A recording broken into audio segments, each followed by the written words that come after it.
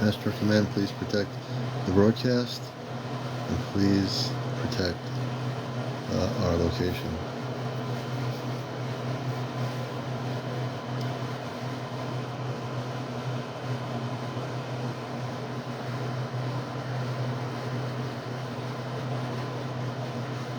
Good evening, everybody. Good evening. Good to have everybody with us here tonight. Good evening, brothers and sisters. Good to have you with us. This is CmdrAleon. Welcome to our popular nighttime show, Encounters. Yes, indeed. And we're glad to have everybody with us. Hey, everyone coming in here, welcome. We welcome all people around the planet. That's right, to the most #1 spiritual UFO talk show anywhere. Doesn't care where it is, what it is, it's right here. Good to have you all with us. Blessings, everybody. Etheric Mystic, good to see you. Shanna, Melody, everyone coming in here, wherever you are, whatever country you're in, you're welcome all over the planet to join us on Encounters. Hey, Shanna. Susan, CJNYC, good evening. Voice of One, Appleseed Rights, I think it's Appleseed Rights or something like that. Jack Case, Dia, hey William, let's see, KT. We're going to have a great show tonight. I am amped up. We did a mini broadcast this morning, and we had some wonderful interviews this morning. Did some little interviews this morning, which is not my normal time to be on during the day. But the weekend is here. It's Friday night, and it's another edition of a show that's out of this world, Encounters. And I'm your host, CmdrAleon. Hey, cultural commentator. I am the man from Mars. I'm a starseed. I am with the Ashtar Galactic Command, or Ashtar Command. I work in Christ consciousness. I'm a contactee. I am a book of cosmic understanding, and I don't read anybody's websites. That's the thing. I don't do that. Welcome to the show. Good to have you with us. Please follow and please like. That means tap the button. If everybody taps the button, the heart starts happening. We want to get up to 100,000 likes tonight. We can do it. Hey, Lavola, good to see you. Good evening. And we have no idea what's going to happen tonight, because that's always the way it is, spontaneous. This is the most spontaneous show on the planet Earth. But we also are a talk show host. And this is a talk show. Hey, thank you for the share. Everyone coming in here, if you're just finding us, we're signing out. There's this show called Encounters. Stick around. Don't go anywhere. I know there's these TikTok tourists that come in and try to see. I'm like that. I check what's going on. I know what's happening. But this is the place to be. Because if it's going to happen, it's going to happen here. Disclosure, we are here to bust the matrix. I've always said on my radio show for 21 years, on NPR radio, where I'm on WESU-FM, when I get on the radio, I tell people it's going to be another morning of busting the matrix. And there's a lot of matrices to bust, let me tell you. A lot of belief systems that are, ingrained in human beings about all this stuff. And we're here to bust all those things, you know what I mean? Matt Haru, Mike, welcome to the show. Seeing some of the people coming in. Hey, Midnight, good to see you. Good to see everybody here. Wherever you are. Hey, Chad O, welcome to the show. Stardust, I like that. Stardust. Johnny 4500. Thank you for the share, William. D. Zapita. Stardust Always. Welcome, Stardust Always. That's another good name. Trisha North. Good to see you, Trisha. How long have you been on? I just got on at around right now. I got on 5 minutes ago. So you really haven't missed anything, Frank. It's things are going to start hopping pretty soon. Things are going to start hopping pretty soon. Hey, Trisha North, good to see you. Henry McReynolds, welcome to the show. Melissa, welcome to the show. Ian, welcome to the show. Paco, welcome to our show. Dragon Earther, welcome. Vicky, welcome. And please be right back. Okay, William. So this is the way it works here. This is a show dealing with the spiritual UFO aspects. We don't get into the nuts and bolts we get into what's really, hey there, Papa Smurf. I like that, His Most Secret. That's a really good name. Kathy Johnson, Walter Van, Sassy Little Mama. Do I ever sleep? I do go to sleep, believe it or not. I do get some sleep. I have a lot of energy. Hey, little Leah, good to see you. Midnight. Usually when I get off the lives, I settle down and go to sleep. Hey, Road Dog, good to have you with us. Hey, Cliff, Papa Smurf. Hey, Catherine, good to see you. We're just getting started, folks. We're just getting amped up here. Hey, Tall Mexican Joe, welcome to the show. I like that name, Tall Mexican Joe.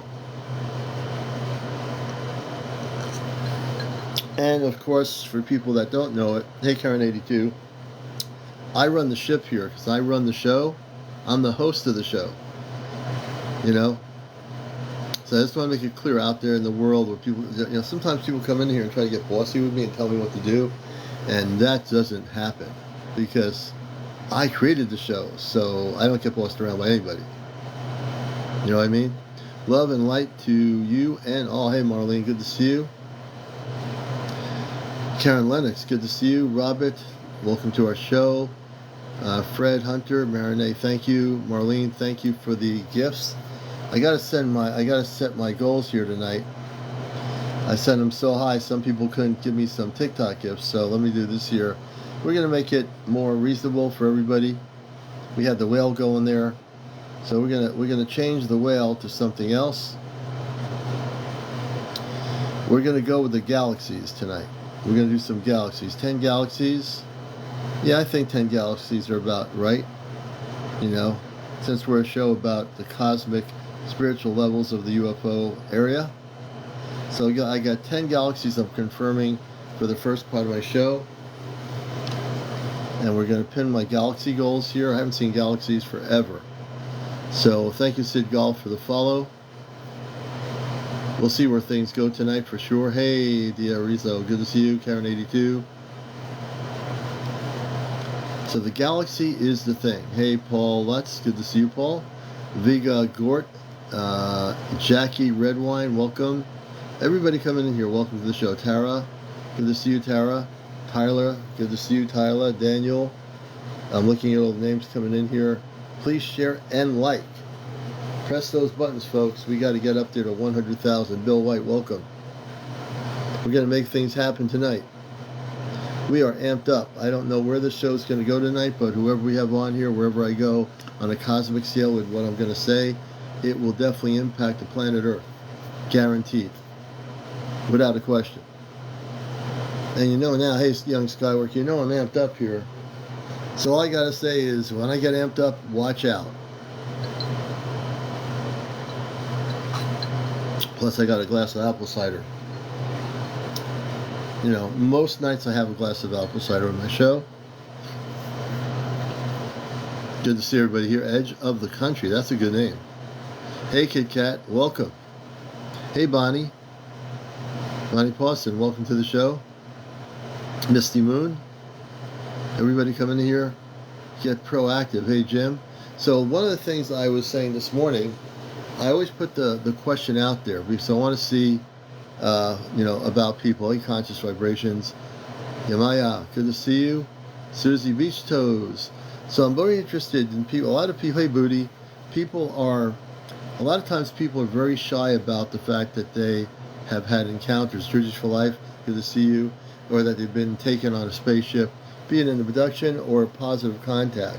So I want to know right now, and be honest, who out here, and you know, I know there are people, friends of mine here, that have yet to be contacted, and you will, I've said it before, everything happens in time, you know. Conscious Vibration, good to see you.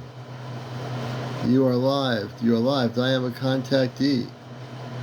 We'll bring you up. Conscious Vibrations, we can have you on here talking about your contactee experiences. And that's what it's all about. Are there any other people that have had contact, physical contact, or visitations by space people? Don't be shy about it, because we are amped up tonight to do some interviews. CDP says yes. Okay, I'm going to randomly do this. DP, we're going to bring up. So here's how it works. You have to be over 18. No kids on the show. No cursing. No foul language. No drinking. No vaping. No smoking. No paranormal discussion. And yeah, that's pretty much it. That covers everything. So we're going to definitely follow you, CDP. And the commander is bringing you up, I think, if you accept my request. Karen, thank you for the galaxy, the first galaxy gift of the night. Thank you. We very much appreciate it. How many other people have had contacts directly with space people? Come on now, we have 153 people out here. I know. I only remember a contact from 50 years ago while meditating. Peter. And we're going to randomly pick people, so that's nice to know Peter's on the list. That's possibly coming up here. Who else has had direct contacts? Anybody? Come on. Don't be shy now. Who here has been having visitations with space people? I'm a contactee. I had it happen to me in the 60s. I had contact with my wife on the ship. Greg 1212. Okay, let's see here.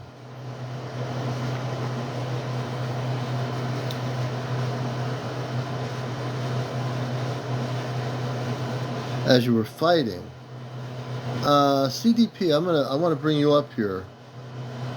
CDP, accept my request. There's a multi-guest option on the TikTok. As you press that, I'll bring you up. I want to hear your story. I mean, I want to hear a lot of stories tonight, but I want to hear your story. It says, like I say, it was all video recorded, and even hear their voices laughing at me as I was fighting. J&M Boutique, welcome to the show. CDP, can you come up? Let's see here. Sent me to the emergency room. Almost killed me. CDP, we need to talk with you. The commander needs to talk with you. That's not good, what happened.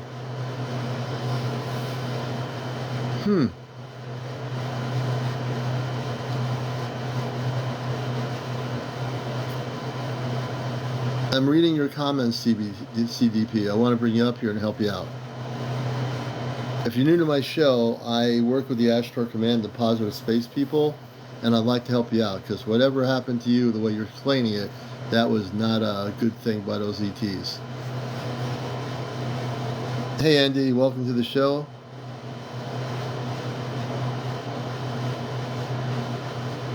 Jules Wedgeworth, welcome. Creative, thank you for the roses.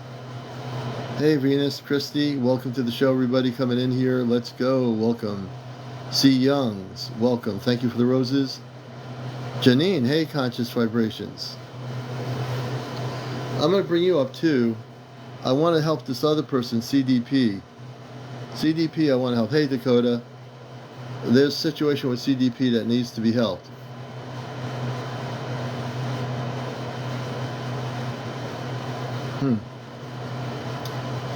Hey, sometimes it's me. Good to see you. Oh, not tonight? Okay, Conscious Vibration. We'll bring you on. You tell us when you see me on here when you can come on. Betty Malden, welcome. So who else here is having physical contact with ETs? Or even on the opposite end of it, who is having been abducted by ETs? I've helped, so I deal with everything here. The Bigfoot, the mer people, the fairies. We talk about all that stuff. Inner Earth. We get into all that stuff here on Encounters. So I'm like really amped up, and we're going to hopefully get some really interesting people on here. Trash, good to see you.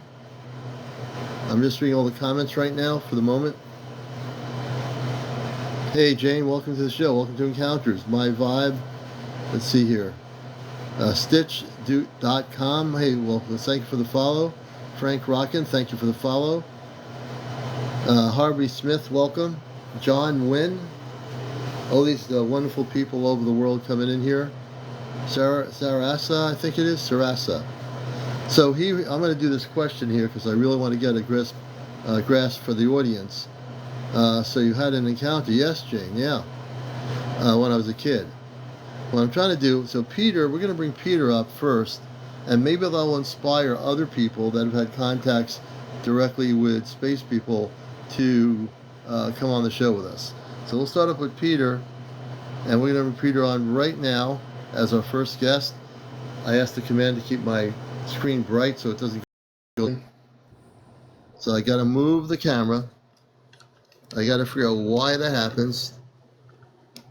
We're moving our camera to the light here. And Peter, welcome to Encounters, the #1 spiritual UFO talk show on social media. Hi, how are you? Can you hear me? Yes, I can hear you well. Are you in Perfect. Australia? No, I'm originally from England, but I now live in New Jersey. I'm New Jersey. Okay, I'm sorry about that. That's So right. tell us about you. Tell us about your story back when it happened, what year it was, and what exactly happened. So about 3 or 4 months ago, while I was meditating, this was not planned, but I encountered what I describe as a blue-coloured grey. He was very friendly. His name was Anwar. And he then reminded me about 50 years ago, I was in a market with my mum in England. I was probably 3 or 4 years old. And I remember her telling me that I disappeared. And I couldn't be found for about half an hour. Now, I did not recall any of this. But when Anwar showed me, he showed me that he took me onto his ship. And all I remember seeing was rows of baby carriages with hybrids in them. Really? Yes. He then dropped me off by the River Thames, which is where my mum told me I was found because I went down there and I was looking for boats. And You were that's looking all for I know. boats. Yes, on the River Thames. And so this space being, how tall is he? Do you know? I would have said he was more of a short grey, like about 3 feet, 4 feet at the most. But he looked like a grey And with just blue-coloured skin. blue-colored skin. So that's different. I've never heard of a blue-colored skin Zeta. Well, there's not really anything called grays. There's Zeta Reticuli from the Zeta system, but I never heard of a blue one. So you're saying he was friendly. In what way? Yes.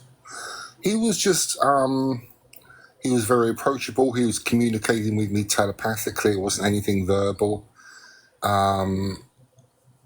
But why he showed me that with regard to those baby carriages, I still don't understand. And but otherwise, any other encounters I've had with him in meditation, he's been very friendly. There's never been anything bad or any sort of a problem at all. Right.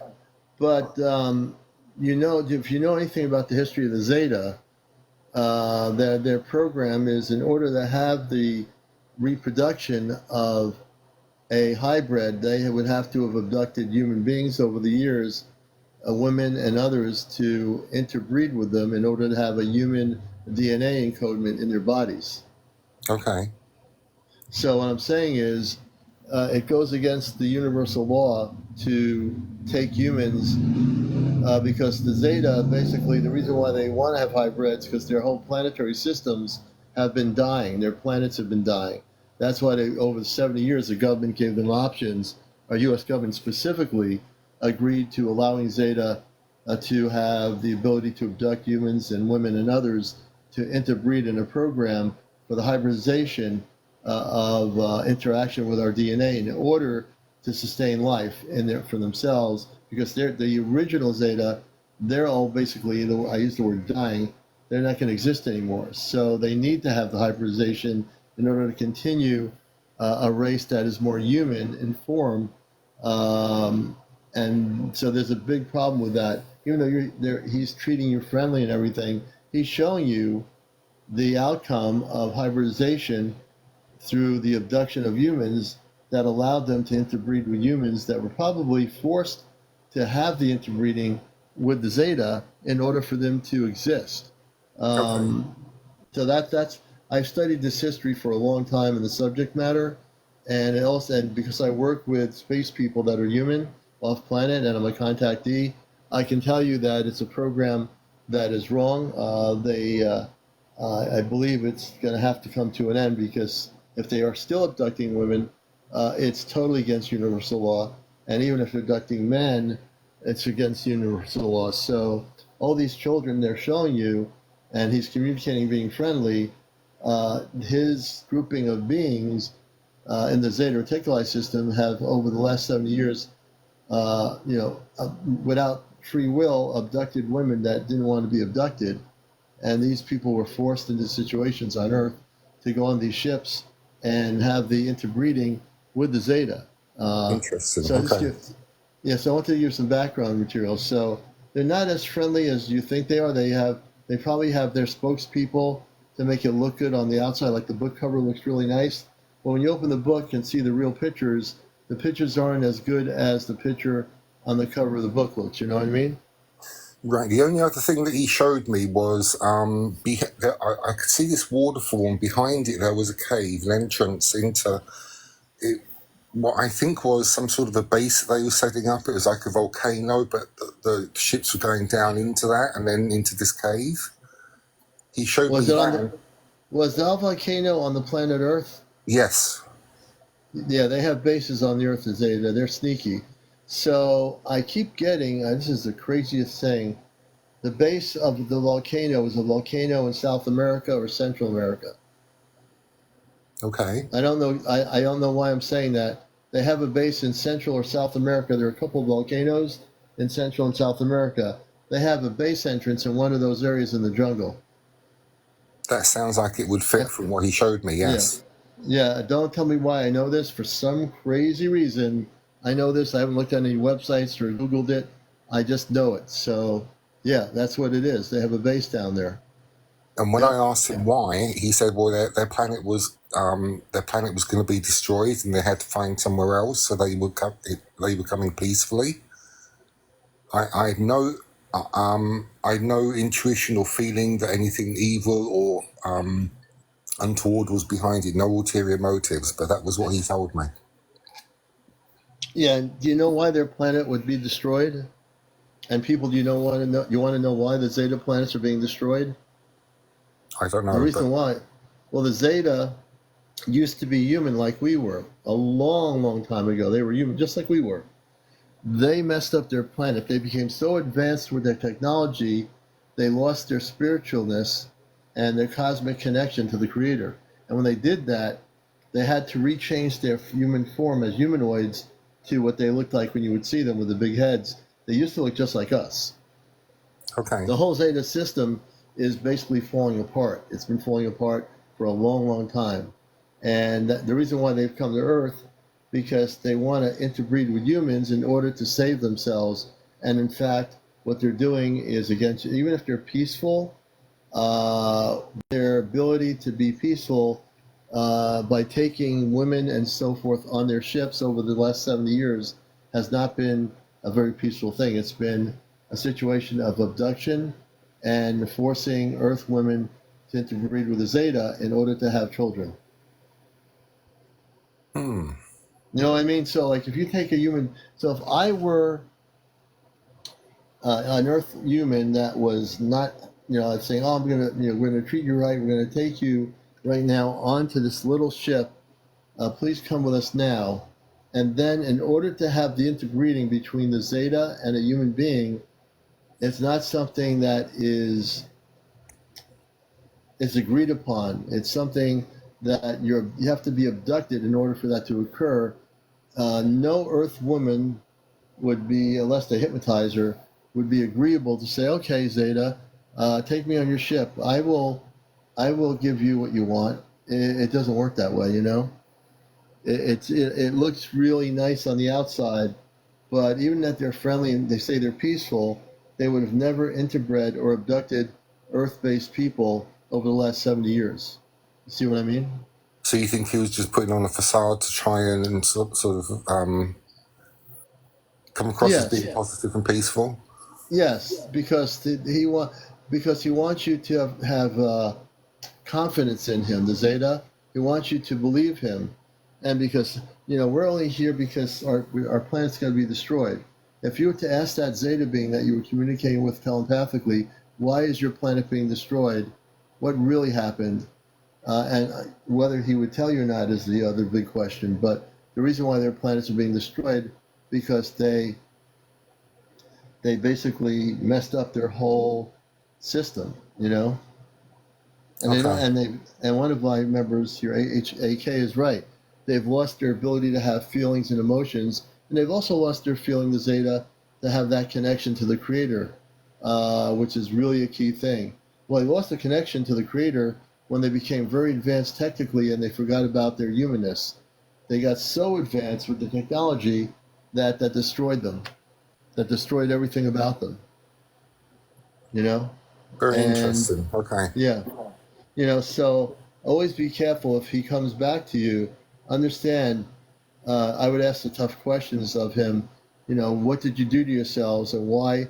Why are you taking humans, if you are, and abducting them to have interbreeding with your beingness, your Zeta people, when in fact you messed your whole solar system up, your whole planetary system up, and the Zeta did. They messed up everything.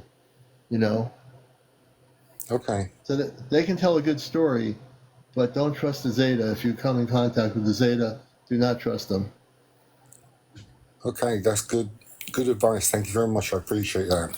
Yeah, I don't want you to, I don't try to give bad information here. I just know what I know, and I don't read any websites.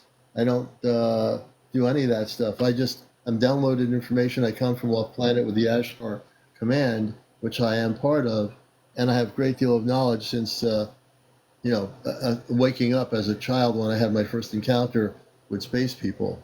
So I appreciate you coming up here and telling your story. And by having this discussion, these are things you probably didn't know about the Zeta, No, I that you didn't. need to know. You need to know about it.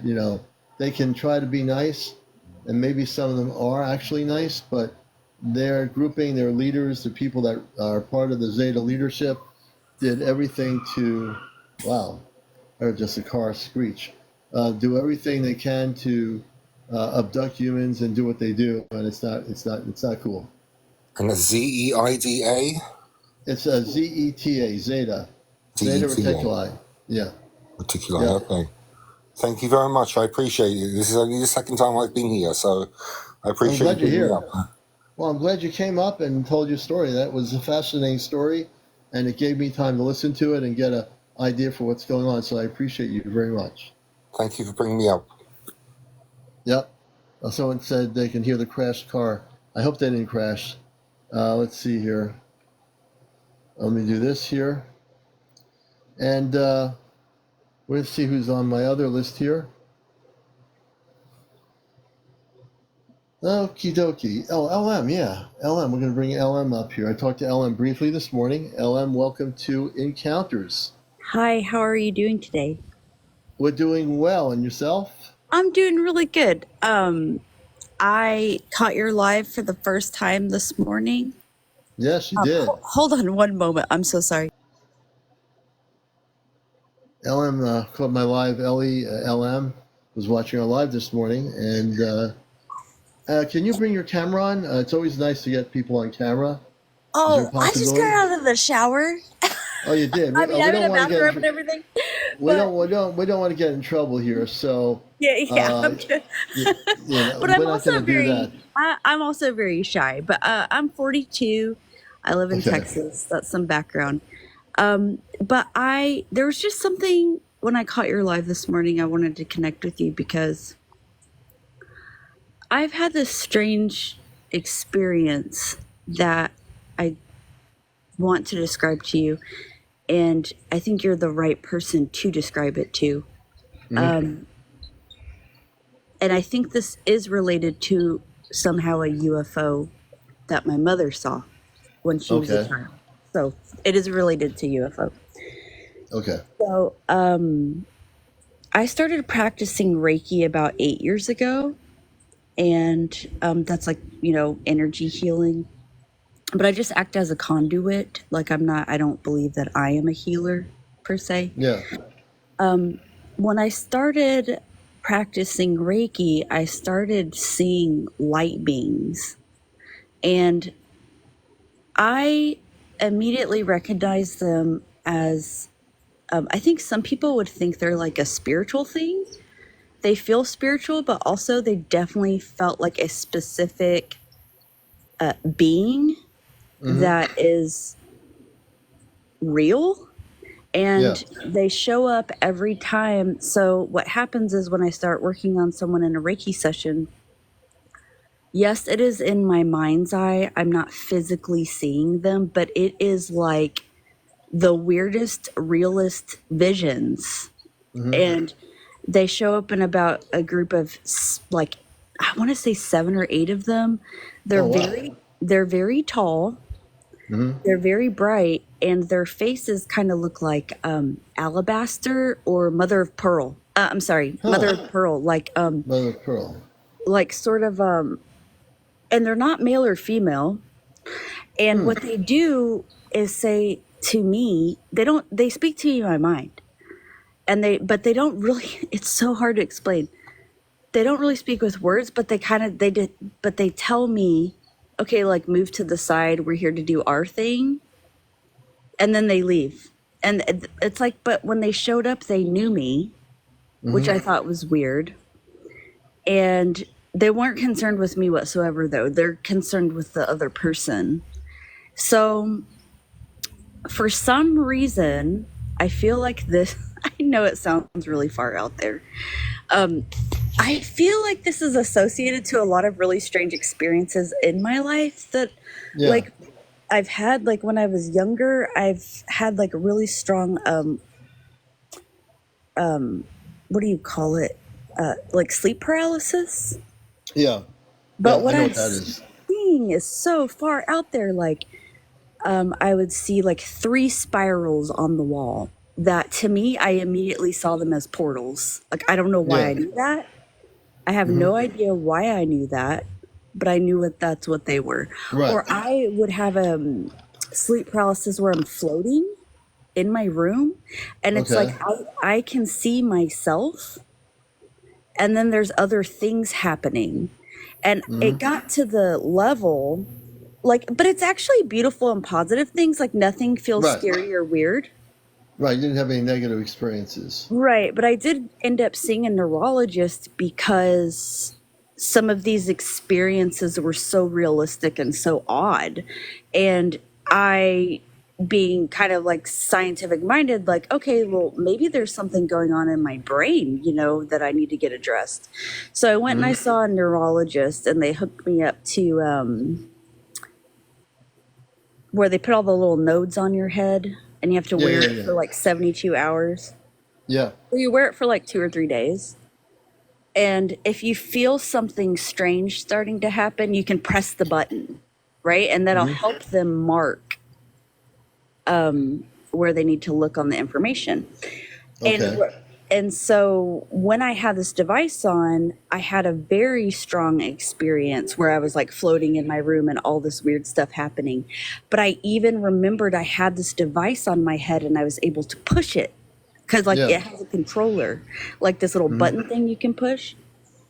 And when they scanned the data, they saw nothing. So when they scanned the bed and they saw nothing, what did that mean to the doctor? So okay, they were wanting to make sure I wasn't having non-convulsatory seizures. So they said, "Oh, you're having like these intense kind of experiences, and let's just check you to make sure you're not having non-convulsatory seizures." And I'm like, okay. So no seizure activity was happening because they thought maybe I was having like seizure activity in my sleep. And I know this all sounds like very spiritually related, but I have to say that it doesn't feel spiritual. It feels otherworldly in a way. But maybe that's how other people interpret spiritual feelings. But for some reason, there's just other weird things though too. Like, I feel like it's all connected to my mother, who as a child saw a flying saucer above her house. Your mother saw a flying saucer, and what year was that? She would see it when she was a child When she was a kid. above her house at night.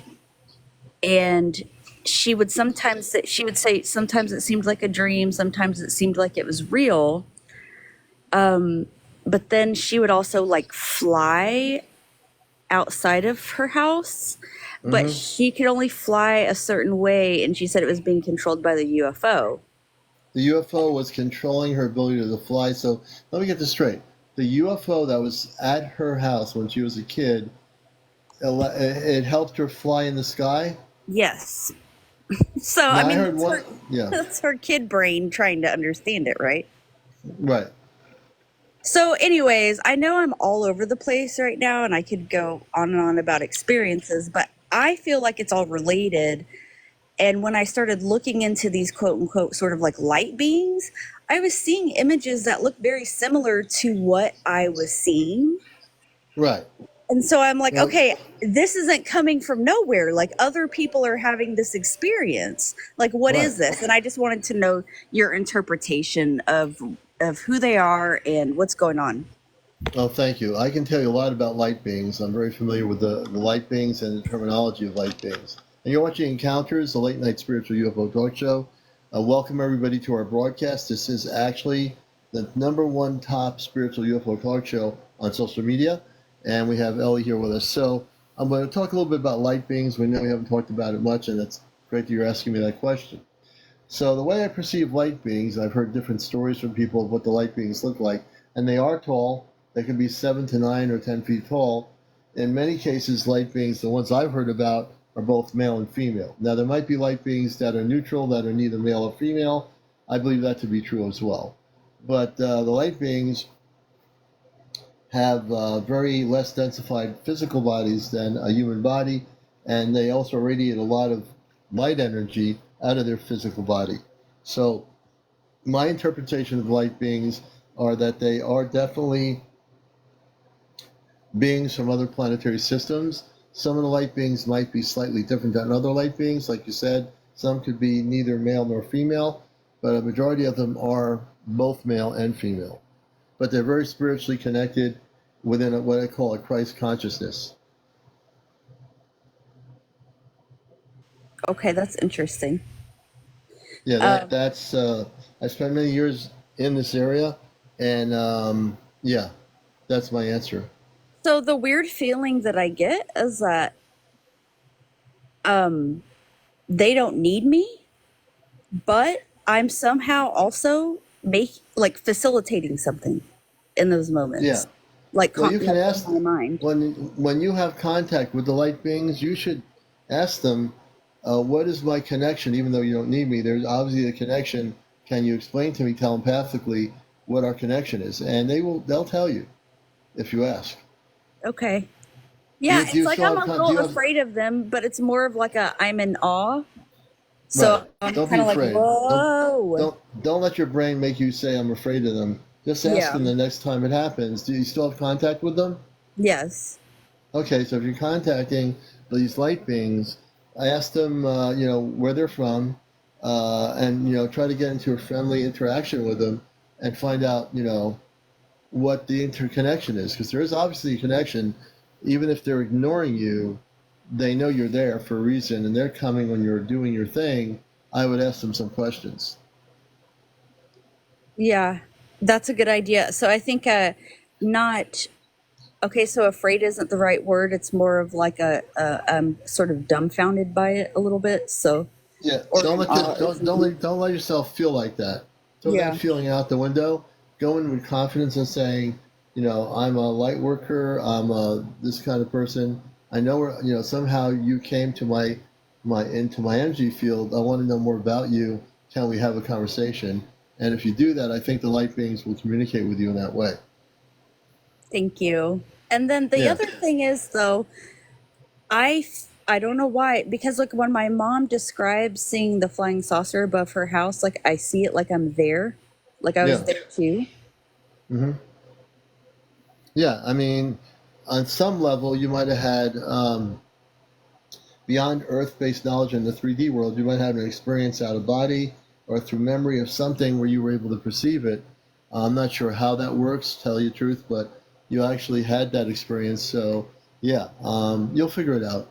Yeah, it's weird. It's like I can view it happening, kind of. Like it's not just like I'm using my. You know how you can tell the difference when something is your imagination Right. versus something that sort of pops into your mind out of left field that you're like, okay, like now I Right. feel like I can see this. Yeah. And yeah, I'm just trying to understand all of this. And how is this related to my mom and her UFO experience? Because for some reason it feels like it's all related, or maybe it's Mhm. not, and I'm just placing that there. I don't know. Yeah, I mean, there could have been a generational thing. Your mom's mother could have had experiences with extraterrestrials and UFOs. Do you know any history about your family? Um, Not really, not a lot. Yeah, I think But you might want to delve into the history and see if anyone else in the family in the past had any encounters with space people or UFOs. yeah, that's a good idea. Ask around, and it's like it's hard because people are so uncomfortable talking about that kinds of stuff. So Yeah, if I but could get them if they're to, cousin relatives, pull them aside individually and say, "This is really bugging me. I need to ask you a question." Within the yeah, family, can you tell me, did you or anyone in the family ever see a UFO or have been encountering space beings or ETs? You can ask it nonchalantly. Says, "It's really bugging me. I really need to know." And if they're cousins or relatives, they should be able to sit down and answer your question. yeah, that's a good point. Okay, well, thank you very much. I didn't know if you had a name for them outside of light beams, Um, I guess. well, I just call them light beings. They might have the light beings. The men and women who are light beings will have names. If you ask them, they probably do have a name. So light beings is what they physically are, but they do have names, just like you have a name, I have a name. Other Right. people on other planets have names. They do have names. Okay. Okay. I'll have to figure that out. I'll update you. I'll shoot you a message if I figure Oh, anything out. oh, that'd be great. I appreciate it, and I want to thank Ellie for coming up here. Okay. Thanks Thank for you your so much. questions. You're very welcome. A new viewer from this morning. And I wanted to welcome everybody to the show. This is Encounters, a show that's out of this world, folks. Tahar. I can say that word, Tahar, and I mean it. So, welcome, everybody. Hey, Blake, everybody coming in here. So, I want to know right now who has been having contacts with ETs or space people. Thank you, Bonnie. We appreciate it so much. Thank you. Who's having contact with space people? I mean, physical contact. Or even if you have contact when you were a kid, are you having contact now as an adult? Are you having beautiful experiences? I've had a couple of contacts. Blake says, I want to see how many people. Blake has had contacts. Anybody else? Blake says he's had a couple of contacts. Now, I got to believe with 224 people here watching all over the world, more of you have contacts. Kristen Henry, GFLVR says all. I have Spirit of John. Rosebud has been abducted. I want to bring up some people here. I'm going to do some interviews. Now, I'm going to get to everybody. I'm going to be very random about this. Rosebud6932. Rosebud, I want to bring you up. You have to be over 18. No smoking, no vaping, no drugs, no drinking, no paranormal discussion. What else did I forget? Anything? I think I covered most of it. So I'm going to be very random. I will get to everybody that has had some sort of a connection or experience. This is going to be interesting. Rosebud, I just invited you to come on my program. I want to talk about your abduction experience, and we'd love to talk to you right now if you'll come up. Let's see what she says.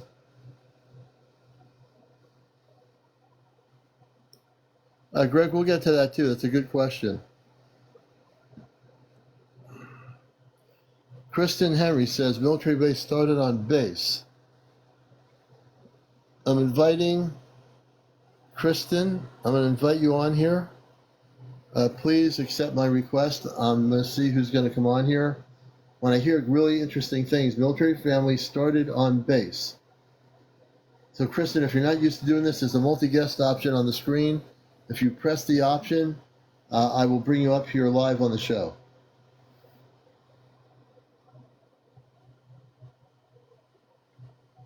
Okay, I'm going to take this person out. Obviously, let's see here. The commander is at work taking the trolls out tonight, and we just blocked the troll. Let's see here.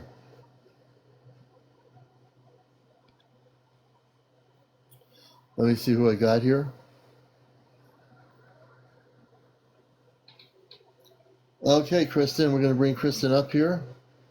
Kristen is our next guest on Encounters, the #1 spiritual UFO talk show with your host, CmdrAleon. Welcome to the show. Hey, Kristen, welcome to the show tonight. Good to have you Hi, with how are us. you? Oh, thank you. How We're are you? doing good. I read your comments. I found that very interesting. Whereabouts are you located? Texas. Hey, we got a lot of great Texas people watching the show always. So tell us about the history of being in a military family and tell us what exactly started happening. Was kind of born on base in San Antonio and have very clear memories of being like 2 to 3 years old, having encounters on base. And to this day, my mom still has encounters. I hate to go into all the specific details, um, Right, because we've got Army family, Air Force, people like right. that. But it appears to be when my dad had actually been working at White Sands when all of this started. So White Sand, New there's a Mexico. yes, there's a lot of testing and stuff that was going on back then. So we're talking like this is back in the early 70s. Hmm. And it hasn't mattered where we've moved to. Um, it's we had there are houses that have a lot of paranormal type activity, things like that that have kind of followed us around. And now I'm a grandma, so my kids have experienced. They've moved out. My grandkids are experiencing it. So it's a Wow. generational thing. Yeah, it's not just a one person. This is what it is. But we've got family members all over the place that experience it, and it's been very. We get mocked a lot when you talk about it in groups or at church or whatever, but it seems to be very much a spiritual thing more so than a Yeah, you so know you've what I had a mean? lot. So in terms of like the ET things, I'm very familiar with White Sands, New Mexico. Back in the early days, there were meetings in the desert at White Sands where spaceships would land. There were people that documented contactee experiences in the desert. There's a lot of history about that area. Tell me about any kind of like, because we don't deal with the paranormal, but do you have any experiences with the UFOs, the sightings? What We has happened do. in that realm? Well, Yes. in this multiple types. This is what's kind of I think kind of once you have an experience that it just you all of a sudden you start seeing things that um, you're more apt to see things that you might not notice. So, for Hmm. instance, I can tell you in Haltom City, going down Haltom Road, like we reported this to MUFON, triangular craft flowing like right above tree lines late at night.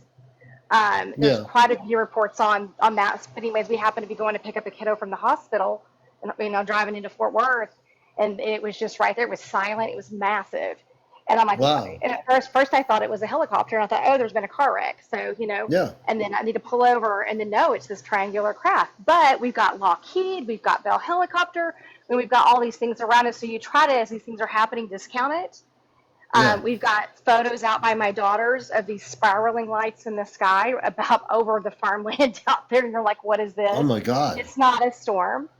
Right. So we've had encounters quite a bit where like we'll be driving along this, um, you'll see something flash by, and then you'll never guess helicopters are coming after. So that Right. we've seen woken up to things in the house, seen physical things in the house, that kind of encounter, and then it's more like sleep paralysis type stuff and waking up with stuff over you, that kind of thing. So I'm always trying to discount it, like, okay, there's a reason to justify it. And then Right. when you hear your kids when you get older talking about something that you experienced as a kid, you're like, oh gosh, here we go again. And then your grandkids Mm. talking about it, oh gosh, here we go again. So I don't know, any more specific questions? Yeah. So, have anybody in your family with these encounters with these spaceships? Has anybody been abducted or been contacted by non-terrestrial intelligence in your family? I would say probably a good majority of us have. I don't What? even the I mean, when I say that, we would have abduction experiences that are all very Yeah. different. So let me ask you a And question. Have you been abducted? Be yes, honest. yeah, honestly, yes. I Okay. mean, coming out here taking a chance to sound crazy, yes. No, you're not And I would say, crazy. This is this. ironically, it stopped after I had a hysterectomy. So I think there's a whole other component to that, Mm. which is very So interesting. So. No, and no one here on my show is going to think you're crazy. Every time I have guests on, they think people are going to think they're crazy about having contacts or good, whatever. You're not crazy. And my audience is all over the world, and many of these people are very open-minded or have contacts, been abducted. So you're amongst many people that will understand this. So when were you abducted? What year were you abducted? The first time was probably 1975. 19. How old were you then? Probably three, almost three. And that's the only reason I remember memory of that. I could tell you all the layout of Mm. our apartment on base, the metal cabinets, the wash and dryer in the hallway, because when my mom and my dad were in the back in the bathroom, it's crazy because I had that memory. I was literally sitting in a high chair and they're arguing in the back, and the door opens and there's these things in the doorway, the What front things? door. Um, what you would think would be like a gray kind of type Yeah, thing. they're called Yeah. Zeta. The Okay. Zeta. And So so, these Zeta, you're 3 years old. You're a 3-year-old little girl, yes, and the Zeta abduct you at 3 years old. yes. No, I believe it. I'm just saying. No, seriously. And then the next thing, but then it was like, I'm 5 is the next time. It's probably about 2 years. Mhm. And then I'm probably, the next time I remember 10, then 13. And um, deal with a lot of PTSD in my house at night when I'm, a lot. Mhm. Um, Mhm. that you you had to remember being taken, but there's not a lot of memories of being back. But you wake up Mhm. and you're not. Anyways, Do you think that they try to blank your memory out, the Zeta, when they took you and abducted you all those times? um, there's one time, something I was about 10, and the memory. This memory is very specific. Okay, I'll answer your question. Yes, I do, but I Okay. don't. But I don't know if it's actually a physical abduction or more of something that's almost like trying to be a spiritual abduction, if that makes sense. No, it would be a physical abduction because when they take a 3-year-old little kid and they abduct you and come in the door, they're definitely abducting you. And they're not abducting you to have a spiritual enlightening experience. They're abducting you because they want something from you. They're not there to say, oh, here's a nice little 3-year-old. We're just going to land our ship here. And we are Zeta, and we're taking this 3-year-old little girl on the ship and we're abducting her. That is not good. Even if it's not happening anymore, when I hear stories like this, it just makes you realize a lot of people from different age groups were abducted. You know, now a woman here, Rosebud. I'm going to bring you on Rosebud after this. You were abducted. So how much do you know about my show here? Me, are you talking to me, Kristen? Yeah, I just stumbled onto you this evening. I love it. I love it a lot. You know how many people have stumbled onto my show that have been abducted by the Zeta or some other beings? So let me explain something. I want to kind of share with this, and I want to see what you feel if you let me do this. I don't come from this planet. I came out of the closet over 21 years ago. Actually, when I was a kid, when I had my first contact, my friends in my cul-de-sac were playing baseball, and I told them I came from Mars, and they were not very happy with that. So I went underground with that. I kept it to myself. When I became an adult, I started opening up on the radio about 20 years ago on NPR radio, where I have a show every Sunday morning called Ashtar Command Radio. I work with the positive space people that are human, called the Ashtar Command. So I work in a cosmic consciousness. I'm fully activated. When I heard your story just now, I heard enough to know and get visualization of the Zeta doing this to you, which again goes against universal law of any sort. They just would constantly abduct women and little kids. And hearing a 3-year-old, when you were a little kid, being abducted by the Zeta, you know, it wasn't right what they did to you. Did you have a lot of, you said PTSD? In your adult life, do you still have? Did it affect you in a way that it's still a problem? Yes. You can't go to It sleep at is. night. Yeah, I could have a hard time going to Okay. sleep at night. Yeah. Okay. Let me ask you a question. I'm able to bring spaceships over anywhere in the world. I can bring an Astro Command spaceship with men and women that are human. They're about 7, 8 feet tall. I have the ability to do this, and people on my show who watch me constantly know that I can do this. I've helped numerous people that were abducted, and we got the ETs that abducted them, and we quarantined those ETs. And I'm able to do this. I myself do not do anything physically with the people that are being healed. The space people do that. So I want to ask a request of you. Would you let me bring a spaceship over your location now and have the space people, which are very beautiful men and women in our medical team, help you get rid of the PTSD and also any implants that were put into your body? But I'm Uh, telling you, it'll be the most beautiful experience ever.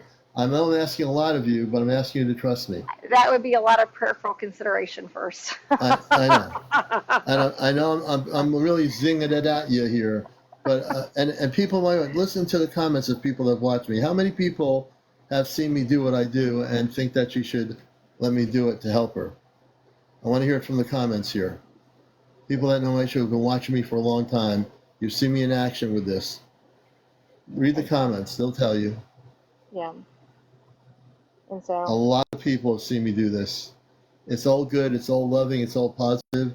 Anything I do will be to be very loving and will be very positive. The space people, they will be very positive, and you will feel their presence, and they will help you. And you'll thank me after we do this. and Look at the so, comments. yeah, not at this point. I'm not ready to delve into that. That's everything I do. I got to put to prayer first. And Okay, well, so, put it to prayer because I'm a Christed being. I believe in Christ. And not only do I believe in Christ, but Christ, just so you know, he is on an Ashtar Command spaceship and he's on the council. And he's a very humorous, funny person, by the way. Very beautiful, you know. So I totally believe in prayer and stuff like that. I don't believe in religions. I'm here to bust the matrix, whether it's Jewish, Muslim, whatever. I think religions have to be thrown out the window, and we just have to be connected to God, which is, you don't need a book to be connected to God. You just need to be connected to God. All the space people of light are connected to God, you know? So it's all a beautiful thing. But you pray on that because, like I said, and when you go to your prayer, deep in your prayer, think about what I'm saying because, you'll make that decision, and I'm fine with it. I'll honor whatever you decide. oh, and I think But I'm like really scared to encounter anything like that again. I mean, all my experiences, I mean, are extremely traumatic. I mean, it's like I yeah, remember one of the times being, and I know me and my mom were taken at the same time, and you don't like. I remember parts of it. She remembers parts of it, and she's telling them to leave me alone. I mean, it's very traumatic, right. and But you I'm, know what? But you know what? God, I can see the shakiness in the sound of your voice. The shakiness, the PTSD, the nervousness was created when they first abducted you at 3 years old. If they had never abducted you, it would never be this way. Because they abducted you, they affected your whole mental state. I know this just by yeah, talking to you. Am I yeah, correct? yeah, yeah, You know that to be true, right? So yeah, I believe in prayer. I think prayer is a beautiful thing. Um, but I also know you more than having to use the prayer. I do believe the real thing is that you're very nervous about what it is. You think it's going to bring back all these negative memories. And essentially, what we're going to do if we decide to do it, you and I, it's going to get rid of all that negative stuff out of your head, and you're going to be a renewed person. Like you know how a flower becomes a flower when spring comes, the flower blooms. Look yeah, at yourself as renewing yourself in a beautiful way, and that flower being you. That flower gets rid of the old flower that was all messed up from the abduction. The new flower comes in completely fresh, without any nervousness, without any problems, without any PTSD, which these ETs caused you. And I am the best person on here, not tooting my own horn, on the social media aspect. I am that person with the Ashtar Command, the only person with the Ashtar Command that can do what I say I'm going to do here on my talk show. I don't care how many UFO shows are out there on YouTube, they cannot even do what I do. That's why this show is so popular, because I am a contactee, because I've had experiences. For me, it was positive, but I also know people had negative encounters and people have been abducted, and I'm really committed to helping people on here. I am yeah. totally committed. And so maybe as a, I probably would do it if like my mom and things like that. We had a group of us and stuff outside, so I don't scare the kids. Um, if there was like a group, but I did not by myself. No, no. Hmm. Well, if you do it, look at it this way. You're on a group of 233 people. Yeah. Do you think you're by yourself right now? 200. Yeah, we have a large audience, almost 300 people on here. You're not by yourself. I'm with you. Think of it as me being in the room with you. Like right now, we're looking Yeah. at each other. I'm looking at you with a little face that's not there, which is fine. But just look at it that way. So, I don't hypnotize people to do things. I'm not like that. But most Yeah. everybody here is saying, have trust, let him help you. But you can only make that decision yourself. And I know for me, all I can tell you the beauty of how it would be afterwards if I would help you. You're not alone. You have over Okay. So, 235 people in here. okay. Well, we'll describe it. So, what would happen? Okay, so if I send a spaceship over to you, the ship will be cloaked about 20,000 feet above your location. If I send the ship over to you, I will send 10 Ashtar Command people, 5 men and 5 women. Some of them are medical people. They're not like human doctors that use primitive forms of things to help people. These space people have the ability to help heal people just with the palm of their hands. They are fully activated. They work in Christ consciousness, which is the highest level ever. Christ consciousness is the most beautiful thing. And they are Christ conscious beings of light. They come from many planetary systems, but they're on a ship, and they would come over, and I communicate with telepathically with them. They would come in the room, and they would approach you in a way that you would feel very comfortable. You won't be scared of them. They're human like we are. They're very beautiful. And they would come with a very concern for you, that not to make you scared or nervous of them. Their whole thing is they want to help you and make sure that you are feeling as a whole person, that you're in oneness with yourself, that you have everything intact, and they also can get rid of your PTSD. I'm sorry, Yeah. they can get rid of that from being there anymore. You won't even see them. And then if you decide you want them to show themselves when they leave, one of them will appear, but you won't be scared because they will look very beautiful. They'll probably be wearing a spacesuit, and you'll see the beauty of who they are. That's what I do. That's how I do it. And Mhm. there's nothing to be scared of. These people are human like we are. They're just very advanced, and they've been around a lot longer. And they also are very spiritually connected to God. They all love God, and they all are Christed beings of light, and Yeah. so you can feel at peace. You know what I mean? Yeah. I'll tell you what. I will message you later, Oh, and so okay. at another time, if that's okay. But I appreciate what you're doing, and I appreciate your willingness and that's something for me to consider. And Yeah, as soon so as you told me the story do about some your more. abduction at 3 years old, I said, I have to help you automatically. And even if we don't know each other that much, I know enough to Yeah. know that I have to help you. Yeah. It's something I have to do. Whether I do it tonight or tomorrow night or whatever night, I have to Well, help you. do you know why they do? Do you have any idea why they do that Uh, generationally? why they do that generationally? Yeah, yeah, I don't know why they abducted generationally like that, but all I know is they took a 3-year-old little girl, which was you, abducted you, came in through a doorway, and for whatever reason, they took you and abducted you multiple times, which is against universal law. They have no right to abduct anybody. And it's just wrong. It's totally wrong. so But they do it, like one person said, they're doing it to get human DNA to have a hybrid race of beings because their planets are dying. So they yeah, want you because they want your DNA in order to facilitate a hybrid race of beings because their planets have been messed up. They messed up their own worlds. So they come to Earth and they're trying to, use us. They select not everybody, but they select certain humans to abduct. It's sometimes generational. Sometimes it's only one generation. There's no rhyme or reason for it, except what they do is against universal law, and they shouldn't be doing it. yeah. So, well, thank you. I hope you can help somebody Yeah, else too. So I appreciate you yeah. putting me on there. So So think about it. There's no rush. I can't put, my whole goal is never to put pressure on anybody and force you to do anything. But I yeah, do think if you do meditate on it, you'll come back to saying, you know what, maybe he's right. You know, maybe he can help me.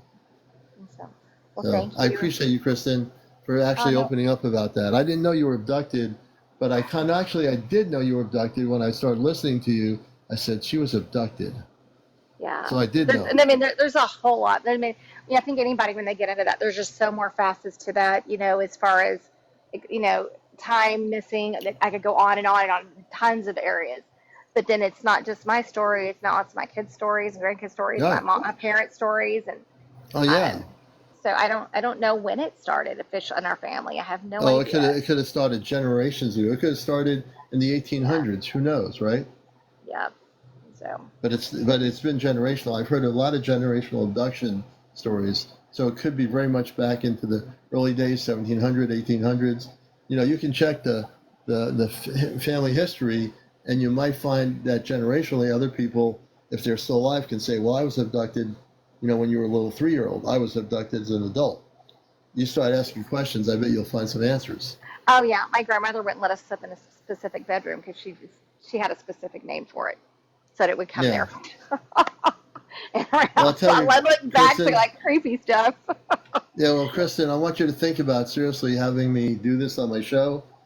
Give it a few nights, meditate on it, and message me. Let me know what you think. Okay, thank you, sir. You have a All good right. night. Okay. Well, you're a blessing. Thanks for coming on here, Kristen, our guest in Texas, and she had been abducted. So the other person that was abducted here, let's see who she is. I think it was another person here. I'm going to go back. Who was the other person that had been abducted? I just have to put that word abducted out there, and everybody will say they've been abducted. Now there's somebody here who was abducted, another person that I want to interview. Oh, Rosebud. Is Rosebud still here? I'll bring up Greg first, and then we're going to bring up Rosebud. And we get Greg up here. We'll bring Greg up on the show, and then Rosebud. Spirit of John had an in-person encounter. I'm going to follow you, Spirit of John. Spirit of John, we'll bring you up after Greg, unless Rosebud is in there. You're going to be next on my queue. Greg, welcome to the show. Hi. Hi, how you doing? Are you there? Hello? Yeah, I'm here. Okay, so can you I'm tell us here. whereabouts you... Okay, great. Whereabouts in the country are you located? Texas. Texas. Texas seems to be we have a lot of people in Texas that watch the show. Hey, can you tell us a little bit about your background here on Encounters and what happened to you? Used to live over there by Houston by like a Mila Mall. Mm-hmm. And there used to be like some abandoned sandpit mines. And I was out like hunting for like rabbits. Yeah. And a ship landed in the woods. I was hiding behind some bushes. And they had like these scanners in their hands. Mm-hmm. And they were looking for something, and then all of a sudden they looked towards me. My spot hit one, and then Your audio is running breaking up. probably like Your audio is about breaking up. 3 football You fields. sound better now. Yeah, your audio is breaking up, Greg. I can hear you now, but go ahead. Yeah, I hit one, and then I took off running about like 3 football fields, and then they kicked in the door of my house. But when I woke up, the door was fine, but the chain link fence I jumped was down. Mm-hmm. The whole chain link fence was down. Who is chasing you? These ETs? The Zeta. The Zeta. They were The chasing Zeta me. they were going after you. The Zeta were chasing you. Yeah, but they were looking What for you? something in the woods. How did they start chasing you? What caused that to happen? I saw them land in the woods, and I was investigating, and then they ended up noticing me somehow. I guess on their scanners or something, and then I hit one with the slingshot, and then I took off running, but they gave chase. So why did you do that? Why did you instigate that problem with a slingshot? What made you do that? Because of the way they looked directly at me. Hmm. So I took my Do you, shot. do you think that that was a wise idea now when you look back? uh, I mean, really, honestly, was that really a good idea? And well, actually, how maybe old were because I you? was trying to get away. But how old were you at the time when you did that? Like 10 or Oh, 9. you were 10. You were a kid. Okay, well, Yeah. a kid might do something foolish like that, you know. But now you're not 10 years old. If you had that happen again, what would you do? I take my pew pew, Yeah, the maybe bigger you one. go. Yeah, yeah. So when they chased you, they broke in the door. You said. Yeah, they kicked in the door, and then all I remember is waking up on like a table with like 4 of them like surrounding me. When you say you woke up on a table, were you on a spaceship? Yeah. So they abducted you onto their ship and put you on a table, Uh huh. and you were 10 years old. Uh huh. And my other guest, when she was 3 years old, was abducted by Zeta and taken. So you were 10 years old, a little bit older than she was. And she's in Texas too, by the way.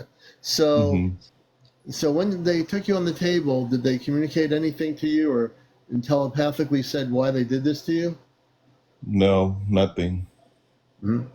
So how long were you on their spaceship, on their table, on their ship? Uh, Maybe a minute or two. A minute or two. So in that minute or two, they did whatever they were doing, implanting or whatever they were doing. They were done in like a minute, and what happened? They sent you back onto the ground, or what did they do? I just woke up. You woke up where? In your room, in your bedroom, in the house somewhere? Where'd you wake I up? think in the hallway. In the hallway. Okay. And after that happened, that 1 minute of time where they abducted you, did they ever come back and take you back out and abduct you more than once, or was that the only time they did it? That was the only time. That was the only time. Okay. And that's when you were 10 years old, correct? Mm-hmm. Yep. Okay, give me a second. I have to I gotta block somebody here on my show. So that's not good, you know? Yeah, we block people. One of the standards of this show is if you're trolling us, telling lies, if you are, telling people their stories or whatever, I, as host of the show, will take them right out, or my moderators will. Unlike other TikToks, we run an actual show here, so we don't put up with it here. And so people got to be real careful when they come here and they're, coming onto the show here, watching it or whatever. We do a real professional program here. So you were 10 years old. This happened to you, and well, thank God you haven't any more abductions. But you remembered the abduction when you were 10 years old. You've never forgotten it, correct? No, I never forgot it. Mm-hmm. Mm-hmm. And did you ever tell any friends about it or family members? Uh, no, not really. Mm-hmm. Mm-hmm. So it's pretty much this is the first time with hundreds of people on here that you've actually come forward that you were abducted at 10 years old. Mm-hmm. Very good. Well, I'm proud of you for doing that, man. It takes a lot of courage to do that. And this is a great show to do it on because people have a lot of respect. All right. And I want to thank you for coming up here and talking about it. I really think that was courageous of you to do that. And you Well, haven't had any negative effects. You haven't felt like you had PTSD or anything since then. You feel like you're okay. well, now that I'm in my 40s, I feel like I have anxiety. Anxiety. And do you think that anxiety was from the abduction by the Zeta? I'm not sure. Let me ask a question. Did you have anxiety before, at 10 years old, before that experience happened? No. Right. Well, it was the abduction that caused the anxiety that you have now as an adult in your 40s was actually connected to that experience. I just want to let you know that that's the reason why you have anxiety right now. But if you meditate, do you do any meditation, Greg? No. Yeah, you need to learn to meditate. You should do is get centered, take about 20 minutes a day, or whenever you can, 20 minutes. Listen to on YouTube, get higher dimensional meditation music, and you use the word Om or you. You breathe in, you breathe out of your nostril. Practice it every day. You want to get rid of the anxiety. This will, calm your body down, and your consciousness will be calmed down from it, so you don't have any more anxiety. Meditation will be the best thing for you. I know What this do for a you fact. think they might have been looking for in the woods? Something related to something off planet that might have been there. And what you ended up doing is interrupting whatever they were doing. You probably would have not been abducted if you had not been outside looking at that area.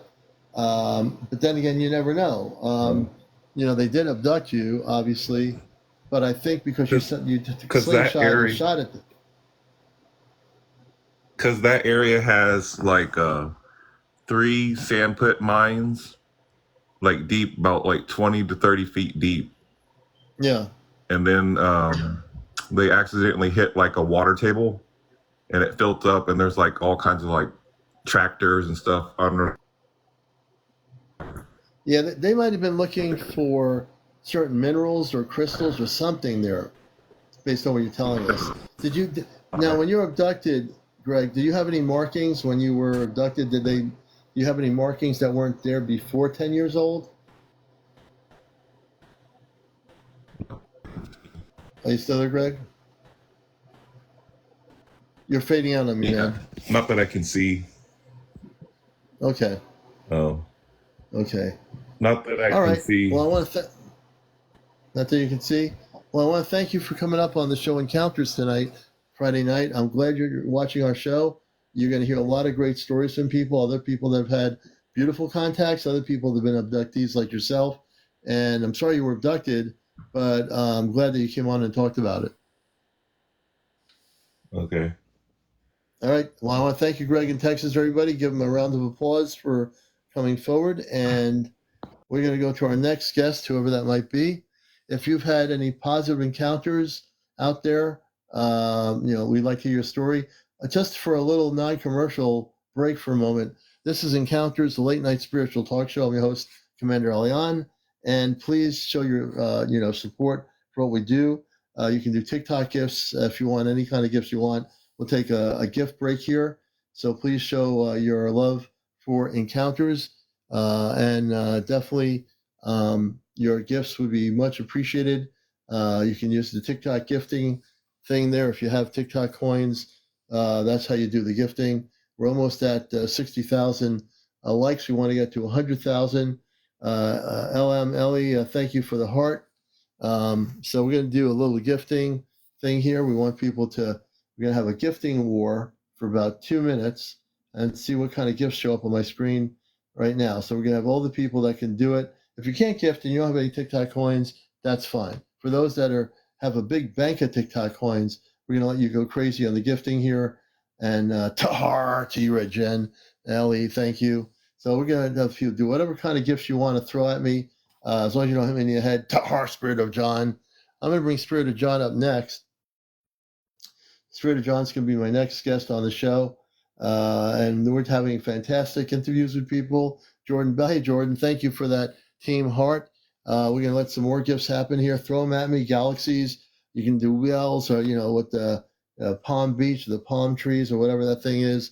Let's just go gift crazy with the commander here on this program. Debbie Carter, Spirit of John, thank you for I love donuts. We have a great donut place here. Roses are great. I smell the roses every day. They're great. We appreciate that. Let's just go. Let's just go crazy with the gifts. We got the Galaxy going. Hey, Karen 82, Red Jen. I don't think anybody can beat Karen with the Galaxy. I don't think anybody else can do a Galaxy out there. I think she's the only one. I got the feeling out of 227 people, she has the Galaxy monopoly. Sonia, thank you for the team bracelet. We appreciate it. Thank you so much. We've gotten now 3 galaxies tonight. That's really good. I don't think anybody knows how to push the galaxy button, except one person, maybe 2. Just my hunch. Welcome to Encounters. We're glad to have everybody here. We're going to have Spirit of John on next. I'm going to have to get some more apple cider. Give me a moment, folks. We're going to take a little apple cider break. You're going to be seeing the screen. If any space people show up on my screen, let me know. I have like Ashtar people cloaked here that are with me in the house. So if any of the Ashtar people start waving in front of the screen, let me know, please. I'll be right back.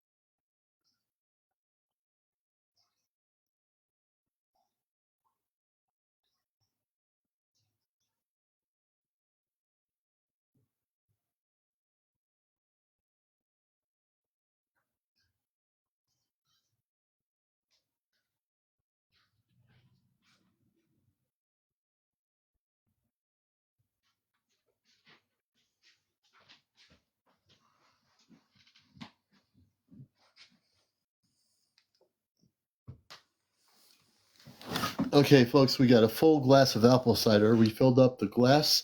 We're now tuned in with more apple cider. And good to have everybody here. All right. Look at his post. Let's see here. Hello, welcome. Thank you, Billy, the kid. Oh, yeah, we were on Coast to Coast Radio many years ago. Oh, thank you, Monica. Let's see. We're going to have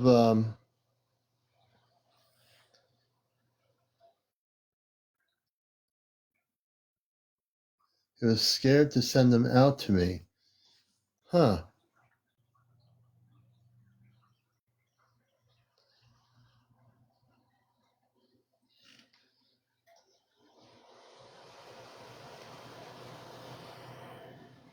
Give me 1 second, folks.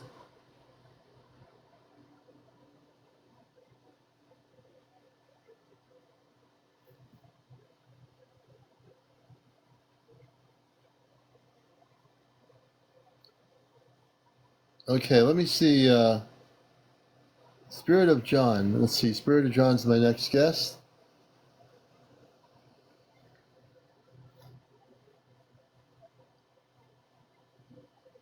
Let me see here. Okay, we got Spirit of John in here, and we are reading the comments. Yeah, I'm not scared of anything, so if anyone's saying I'm scared, the negative ETs better be scared of me. Okay, let's see here. Hey, Nora. Spirit of John, welcome to Encounters, the #1 spiritual UFO talk show. How you doing? I'm doing all right. Thank you. Thank you for Oh, bringing me up. yeah, and tell us where you are, and let's get into the nitty-gritty of the background of your history of what happened.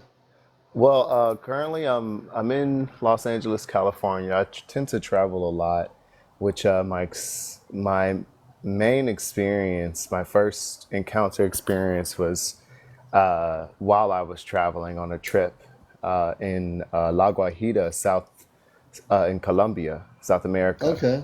And it's interesting because this area has like a lot of like, you like have the desert close by, and then like Yeah. the ocean, but then there's also freshwater river that's running down from the mountain as well. So it there's a lot of I can't really explain it, but nature meets in different points, and we were like right in the center of all of this. So you can only imagine the energy. But Yeah. I ended up having this experience.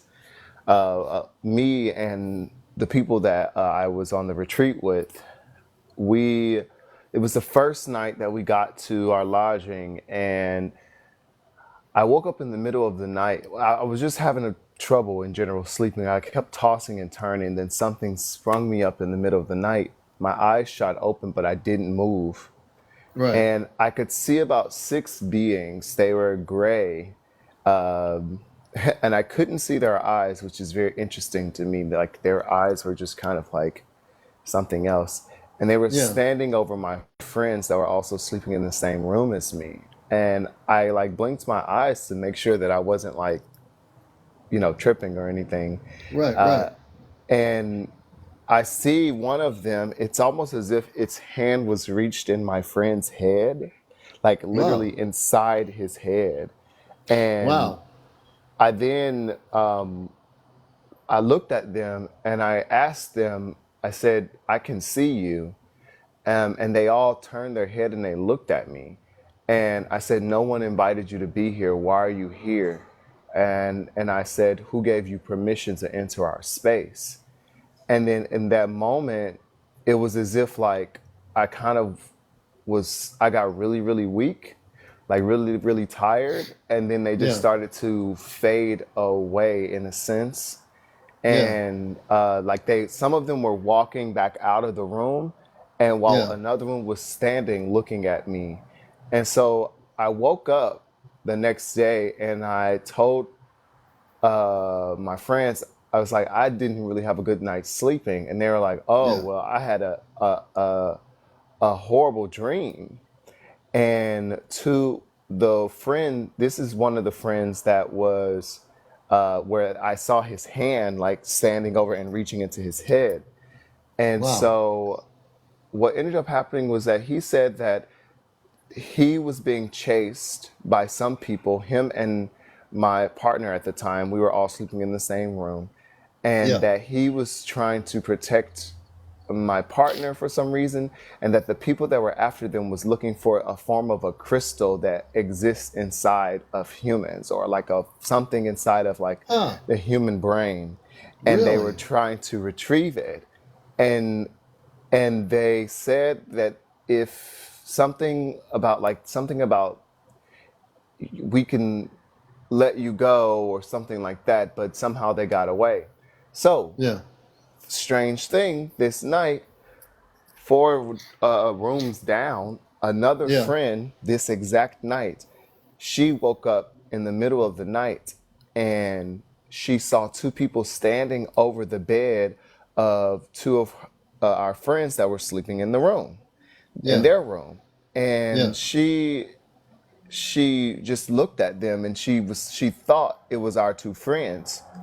But then when they woke up the next the next day, they said they hadn't moved the entire night because they had they got in later than we did, and they only probably got about 4 hours of sleep the night before. So they hadn't Yeah. gotten up to go to the bathroom or anything. So the Yeah. people that were standing over the bed, we just, no one could recall what it was. So then when we were talking to some of the people that were working the land, they said that people have also had encounters that have stayed on the land. So this has been a common Really? thing. Yeah. So where you are, the land where you are, for people watching encounters, whereabouts is this land located that you're talking about? This is South America, Colombia, La Guajira. La Guajira. So Yeah, in La La Guajira. Guajira in Colombia, South America, people have had encounters with the Zeta on a regular basis. Yes. Yes. Interesting. And so now the Interesting. people, they just say, oh yeah, it's just normal for them, and they don't really say anything about it. Right. So just a little side note of what it is that I do. Since I was a kid, I've always had the ability to communicate with the non-physical. So things from other worlds, other dimensions, and things of that Right. nature. So Interesting. after this experience, it was as if like something kind of like amplified within me. And I started to have these repeated experiences. So the first experience was I would wake up, and then I would hit my bed as if I was like floating in the air. This Right. happened 3 times before it got worse. So then there was another time where I remember being completely paralyzed and seeing like a bunch of lights.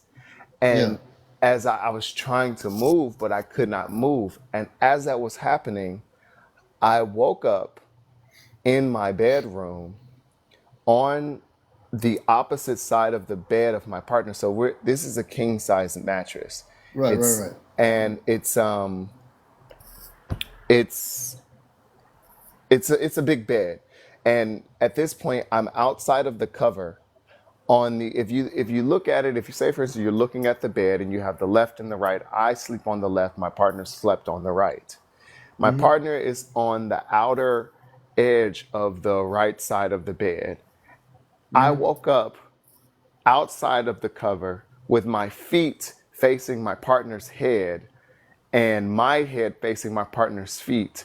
And it just made no sense to me why I would Right. even think to lay down in bed like that.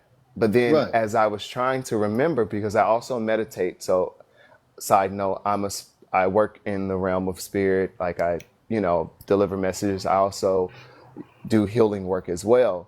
And so I charged my apartment with a lot of space and energy. And so after this experience, there were these series of like what seemed to me at the time, I would wake up in the middle of the night and I would see these vortexes spinning on the ceiling of my Right. room. Right. And I had a mandala in my bedroom, and I laid down on the mattress because we Mm-hmm. have a loft. We had a loft bed at the time, so there was the bed up top and then the bed at the bottom.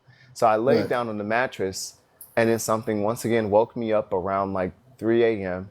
And I turned around, and the mandala that's behind me is spinning, and I could see these people on the other side of the mandala, as if like they use that as a access point.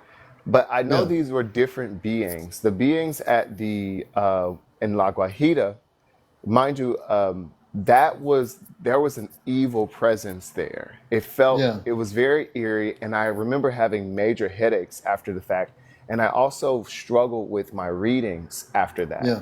I had Mm-hmm. problems like anytime I would get to a certain like level or height, it was as if like the next day all this chaos would like manifest and I just wouldn't be able to perceive in the way Mm. that I normally am. So and since then things just have not really been the same with my spiritual abilities.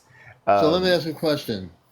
How much do you know about my show? Or how many times have you watched me? This is my first time, and Okay. something just told me to come on to TikTok today and Okay. scroll, and I saw you. Yeah. Well, I'm very happy you're here. So, what I do, I'll give you some for a lot of people that are new here watching the show. I'm not from this planet. I am from the Ashtar Command, which are space people that are human, very spiritual men and women. They have families on their own planets beyond Earth, and they've been around for eons and eons of time before this current humanity. So I come from that level of consciousness. I come from Mars, which is about a planet with 10 to 15 million inhabitants. And so I am human. I have I work on Earth. I blend in very carefully. I have the human experience. I like pizza and a lot of different things. And that's just the surface. On the other level, my consciousness, I can switch my consciousness from this level as talk show host, and I've done it numerous times, to a person that is with the Ashtar Command, where I can send spaceships anywhere in the world of Ashtar command ships to help somebody. So here's what I want to do. I want to throw this out to you. You can say yes or no, but if you say yes, it'll be the best thing ever.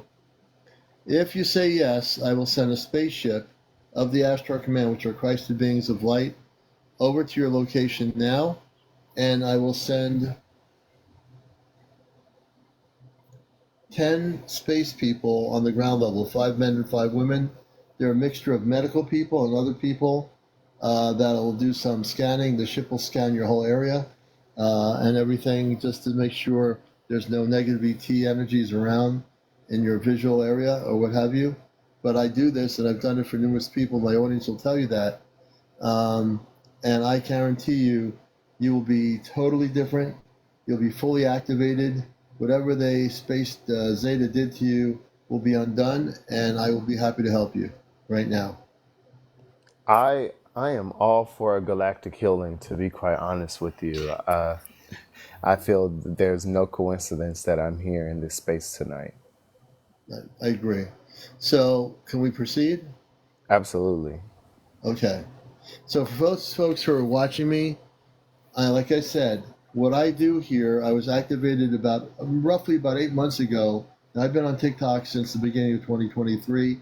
I was not able to do this initially when I first came on here, but I've been downloaded with the ability to do this now, and I take the whole responsibility in my hands. I own it, I breathe it, and I now accept it. That is part of my beingness here as a talk show host. So we're going to do this thing with John, and we're going to send a spaceship now. John, I want you to close your eyes, and I want you to breathe in, and then I want you to breathe out of your nostril a few times until you're totally relaxed. I want you to tell your brain to turn itself off. No brain use tonight. We're just going to turn the brain off, and we're just going to go within the physical consciousness of inner spirit, cosmic spirit, and we're going to help you. So Okay. as you breathe in and out, when you feel at a level of peace, let me know. Just take a couple of breaths in, breathe in, and breathe out of your nostrils.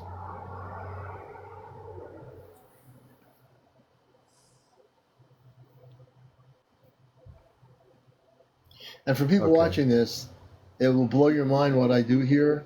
Like I said, I'm not from Earth. I am in an Earth human body, but I have a Ashtar consciousness, a Christed consciousness, and I am totally activated. So what we're going to do now with John is this. I want the ship to go over your location. Where are you located now? Los Angeles, California, K-Town. Okay. The ship is going to be cloaked so no military radar on Earth can track our ships. They won't be able to track the ship. We're sending 10 Ashtar people right now on the ground level. In 2 seconds, they'll be in the room. They can go right through the walls. They break down the molecular structure, and now they're going to be in the room in 2 minutes. Give me a moment.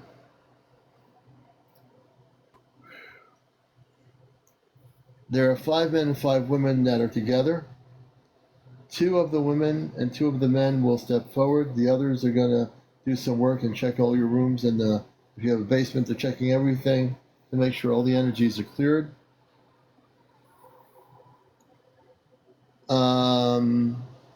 The woman is going to touch your head. So when I put my hand on my head, can the woman from the command, the medical woman, can you touch his head right now? Let him know that you are there to help him. So it's you'll know what part of the head you want to touch, and she's going to let you know she's there. Now I'm really adjusted my frequency here. Just relax, take your time.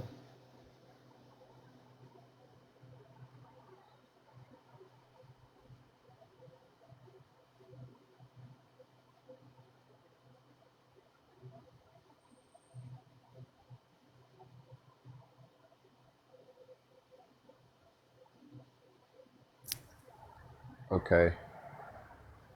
Okay. So did you feel the touch? Yeah. Oh, good, because I was really tuned into her right now. That's why my eyes were closed.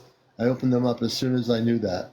So now what she's doing is she's going to work on your consciousness, and she's going to repair the damages that were done by the negative ETs and what they did. The other woman is going to touch your forehead now. So she'll be touching your forehead in just a moment. Keep your eyes closed, please. When she just let go, do not think about anything. And she's also going to do some work on your consciousness as well.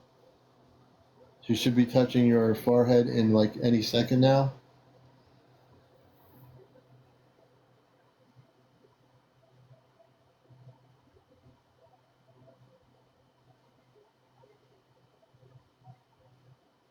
Okay.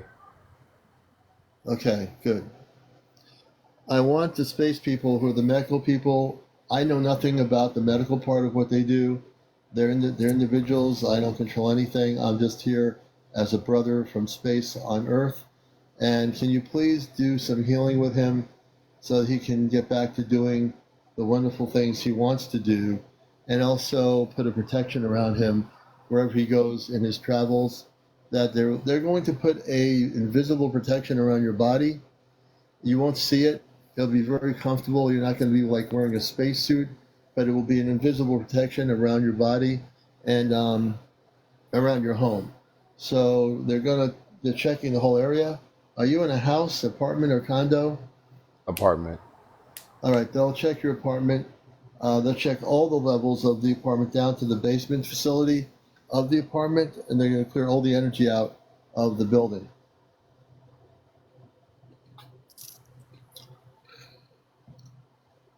Okay. How are you feeling right now? Feeling warm, feeling a Yeah. lot of heat going through Yeah. my body. Yeah, they're Yeah. healing your body. They're realigning they're helping you. They're realigning your cellular structure. They're working on the etheric body. And they're also, the other commanders are working around just your apartment and checking the area around you. Our ship is scanning the area in LA where you are to make sure there's no negative ETs hiding out, because sometimes they'll hide out in cities. And if they do see that there are negative ETs in LA in the area, they will go after them and they will get them tonight. They will totally capture them. They'll be quarantined. So what they're doing is you're going to be completely in alignment on the conscious level and on the physical level. By the time the space people are done working with you, you're going to feel like a brand new person. Mhm. And that's why you're feeling all that heat. That's all the warmth of energy Yeah. with the work they're doing. They're taking out, apparently, Mm. Oh, there might okay. have been one or two implants in your body that Yeah. the ETs did. They're taking all the implants out. If they find them, there'll be no more implants in your physical body or in your consciousness. The implants are being taken out very carefully, and you won't feel any pain. They're taking the implants right out. Once they take the implants out, John, they're going to destroy them. I The implants will be destroyed. I definitely feel what the work that they're doing. I feel my body just started vibrating, and the top of my head is vibrating too. And I do see. I can't fully see them like in terms of like the physical. I'm not. My eyes are closed, but I Hmm. do feel the presence of two women. I do, and I see two men, but Yes. one is not. Yeah, one is in here, and then the other is somewhere else. So everything Yes. that you're expressing, I do see what's going on. Uh, Yes. that's the cool part about working with other Oh, good. spiritualists. Good. Yeah. So just so people know who are Oh watching this who wow! are Oh my skeptical, gosh! what I'm doing is very real. I'm doing this right now. I'm not doing any hocus pocus. I am really from outer space, and I am really with the Astro Command. Just so you know, I came here to bust the matrix and to liberate the planet, which is what the Astro Command is here to do from what was happening for the last number of years on this earth. And it's Are a good you time to be here. aware of Dracon? I'm hearing um, draconian. The Um, Draconians, yeah, the Draconians, they've been dealt with as well. The Reptilians, Draconians, and the Zeta. Those are the three primary. There are some other negative ETs that are being dealt with now as we get close to contact, that are being dealt with very clearly and being found. So I'm very aware of pretty much all of that. Yeah, because I just heard the name Draconian, and I heard that's like one of someone that, a being that was like messing with me or trying to mess with Oh, my see, energy. see, the space people, my friends, they know. Evidently, they're very advanced. They know, so Oh they're my telling you the gosh. draconians are messing with you, Yeah. and we're gonna go after the draconians. We'll find them. Once we find the draconians, they will be quarantined and sent off the planet. You'll never ever have them in your atmosphere again. Hmm. So interesting. So I feel like a level of like clarity and peace. I felt like as if something was being pulled up and out of me, like something was Yes. anchored in like my energy centers. Yeah. And Yes. then, yeah, it's very interesting. And then, like, my spine just kind of like readjusted as if, Yes. like, yeah, like as if something was put inside of me that was throwing off my alignment, my body Yes. alignment. So it's Yes. very, yeah, yeah. This is for anybody who's watching right now. This is, I can't make this stuff up. Like, yeah, this is very real. And what they're doing is, I can sense what the thing was. The anchor. I'm visualizing a large object that the draconians put in your body when you were abducted, and they put it there to do things to you that were very negative. The medical people from the command are taking that out of your body right now. Hmm.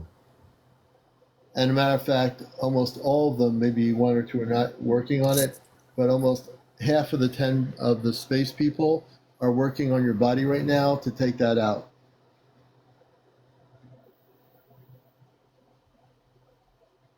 Once this is taken out, they'll be able to do healing work on your physical body, and they're going to realign your energy, and also they're going to amp up. They tell me they're going to amp up your vibration even higher to the point where you'll be able to connect with the Ashtar Command on a telepathic basis. Do you understand?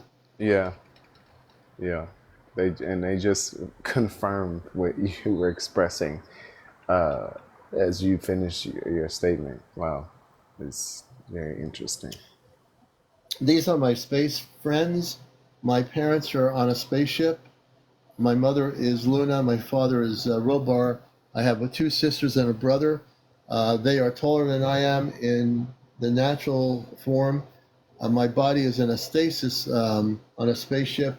Stasis means it's a living body, but my physical being is here. My conscious being from the ship is here in the human form, and I am fully now activated. Do you understand? Yes. So I'm also the talk show host. Everything is integrated. I'm not like 10 different people. I am one person, but I can switch my consciousness from just being a talk show host on Encounters to being Ashtar Commander. And right now I am Ashtar Commander. And right now we are working to do some beautiful things with you to assist you. And we will go after the negative draconians that did this to you many years ago. Thank you so much. I mean, I can't even express fully everything that I'm experiencing because it is some of this stuff is just, yeah, but I just feel like like I'm being restored. Yes. And I'm also, it's interesting, I'm having visions of like DNA strands like lighting up. Like I'm seeing like DNA strands lighting up, like, and as if like they're being healed or something like that or Mm-hmm. repaired. So this Yeah. is, yeah, wow. They're doing major repair work on your physical body internally. The draconians messed up your body and your consciousness. They're doing major repair work on your whole physical human body right now. And all I'm doing is facilitating anything. I'm not involved in that part of it. I'm doing what my mission work is here to do. That is to be the talk show host of Encounters, hear your stories, and then if people have been abducted by ETs, that's when I have to come in, intercede, and ask people if I can help them. And then this is what happens. This is what we do. You see? And if you don't realize this is real, and it's like your mind's telling, if your brain's telling you to not believe this is real, turn your brain off Meditate and go within your own spirit. I'm telling you what he's experiencing. He's even saying it. I'm not putting words into his mouth. He's experiencing space people from our ship that are working with him, and the medical people of our ship are healing his body, and they've taken out the implants. And they're doing this right now live on my program. Please tap on the screen. We're at 83.9. We need to get to 100,000. If you honor what I do, and it's a lot of work there, when I get off the show, when I've done more than one person of the healing with the command, I do get a little bit tired, because it's a lot of work and it's a lot of energy to do what I do. So please show some love for what I do if you can. Go to my do your TikTok gifting while we're doing this, and show that you are, if you're able to do TikTok gifts. If you don't have any TikTok gifts or the coins or whatever, don't worry about it. But if you are blessed with them, any kind of TikTok gift, please show your support right now while we have John on here and while you're seeing this actually happen here on the program. Riley, thank you, brother. Thank you very much.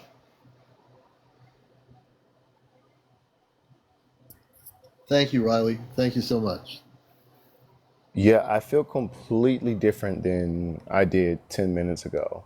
There was like this lingering like thought in the back of my head of like concern, and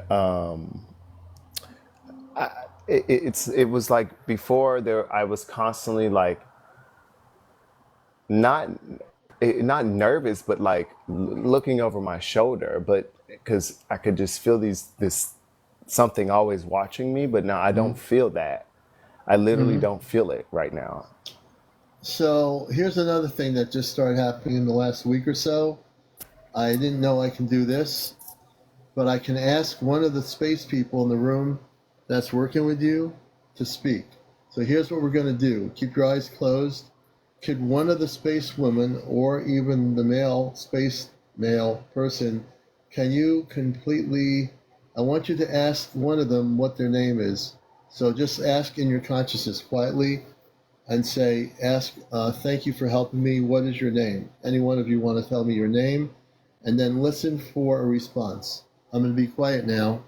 And this is an experiment I'm doing to see if they'll talk to you through telepathy and tell you their name. So we're going to listen here and see what happens.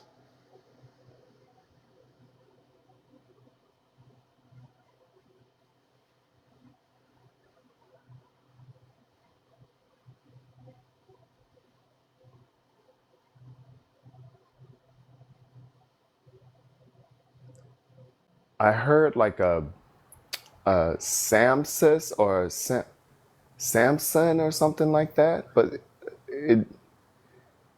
Hold on one second.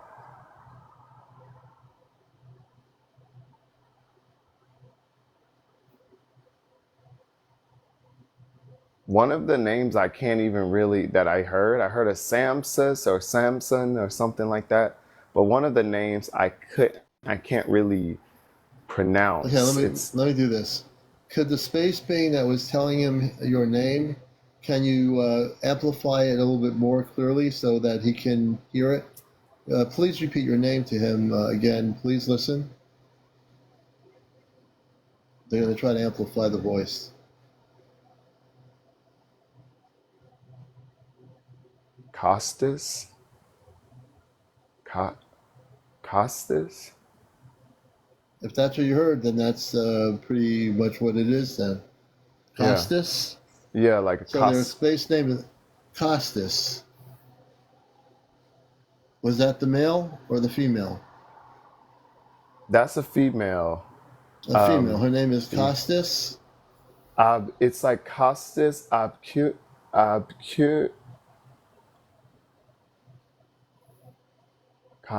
about, could it be Constance? Yeah. Constance? Ask her if her name is Constance. Is your name Constance? Yes, I heard a yes. Ah, very good. Her name is Constance. So now you have a relationship with her. You can communicate with her, Constance. She's one of the medical people. Very beautiful. Yeah, you know? and and I just got a chill. Like she like, and then I'm seeing, yes, I'm getting this beauty like kind of pouring over me, and like, yeah, she's like, Yes. yeah, okay, wow, And when these space people are done with you, they're now your friends, meaning um, as a commander within the command off planet, and also in command of our communications levels, I deal with the intergalactic levels of communications between our ships before I came to Earth.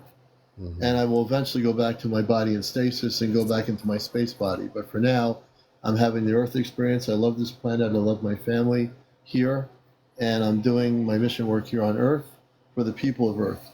And yes, gratitude to everyone, gratitude to the Galactus team, and yeah, this has Con- been Constance is going to be your friend. Uh, you can ask her, would she come and visit you every once in a while to check up on you? okay. But you can ask her that yourself right now. Uh, Constance, I would hold on. It's telepathic. I don't have to say it out loud. Oh, you can say it out loud or telepathically. She hears you.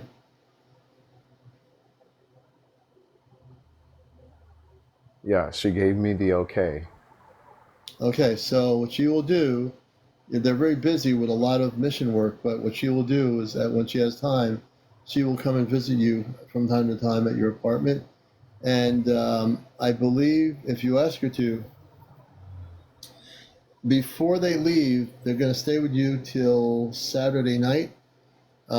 Before they leave, one or two of them will reveal their physical body to Mm, you. okay. So you'll before that the gift to you is that they're going to show you that they are physically real Mm-hmm. people. They're a little bit taller than you. They're probably 7.5, 8 feet tall, and they're just all beautiful. And they will reveal themselves to you before they leave tomorrow night. Okay.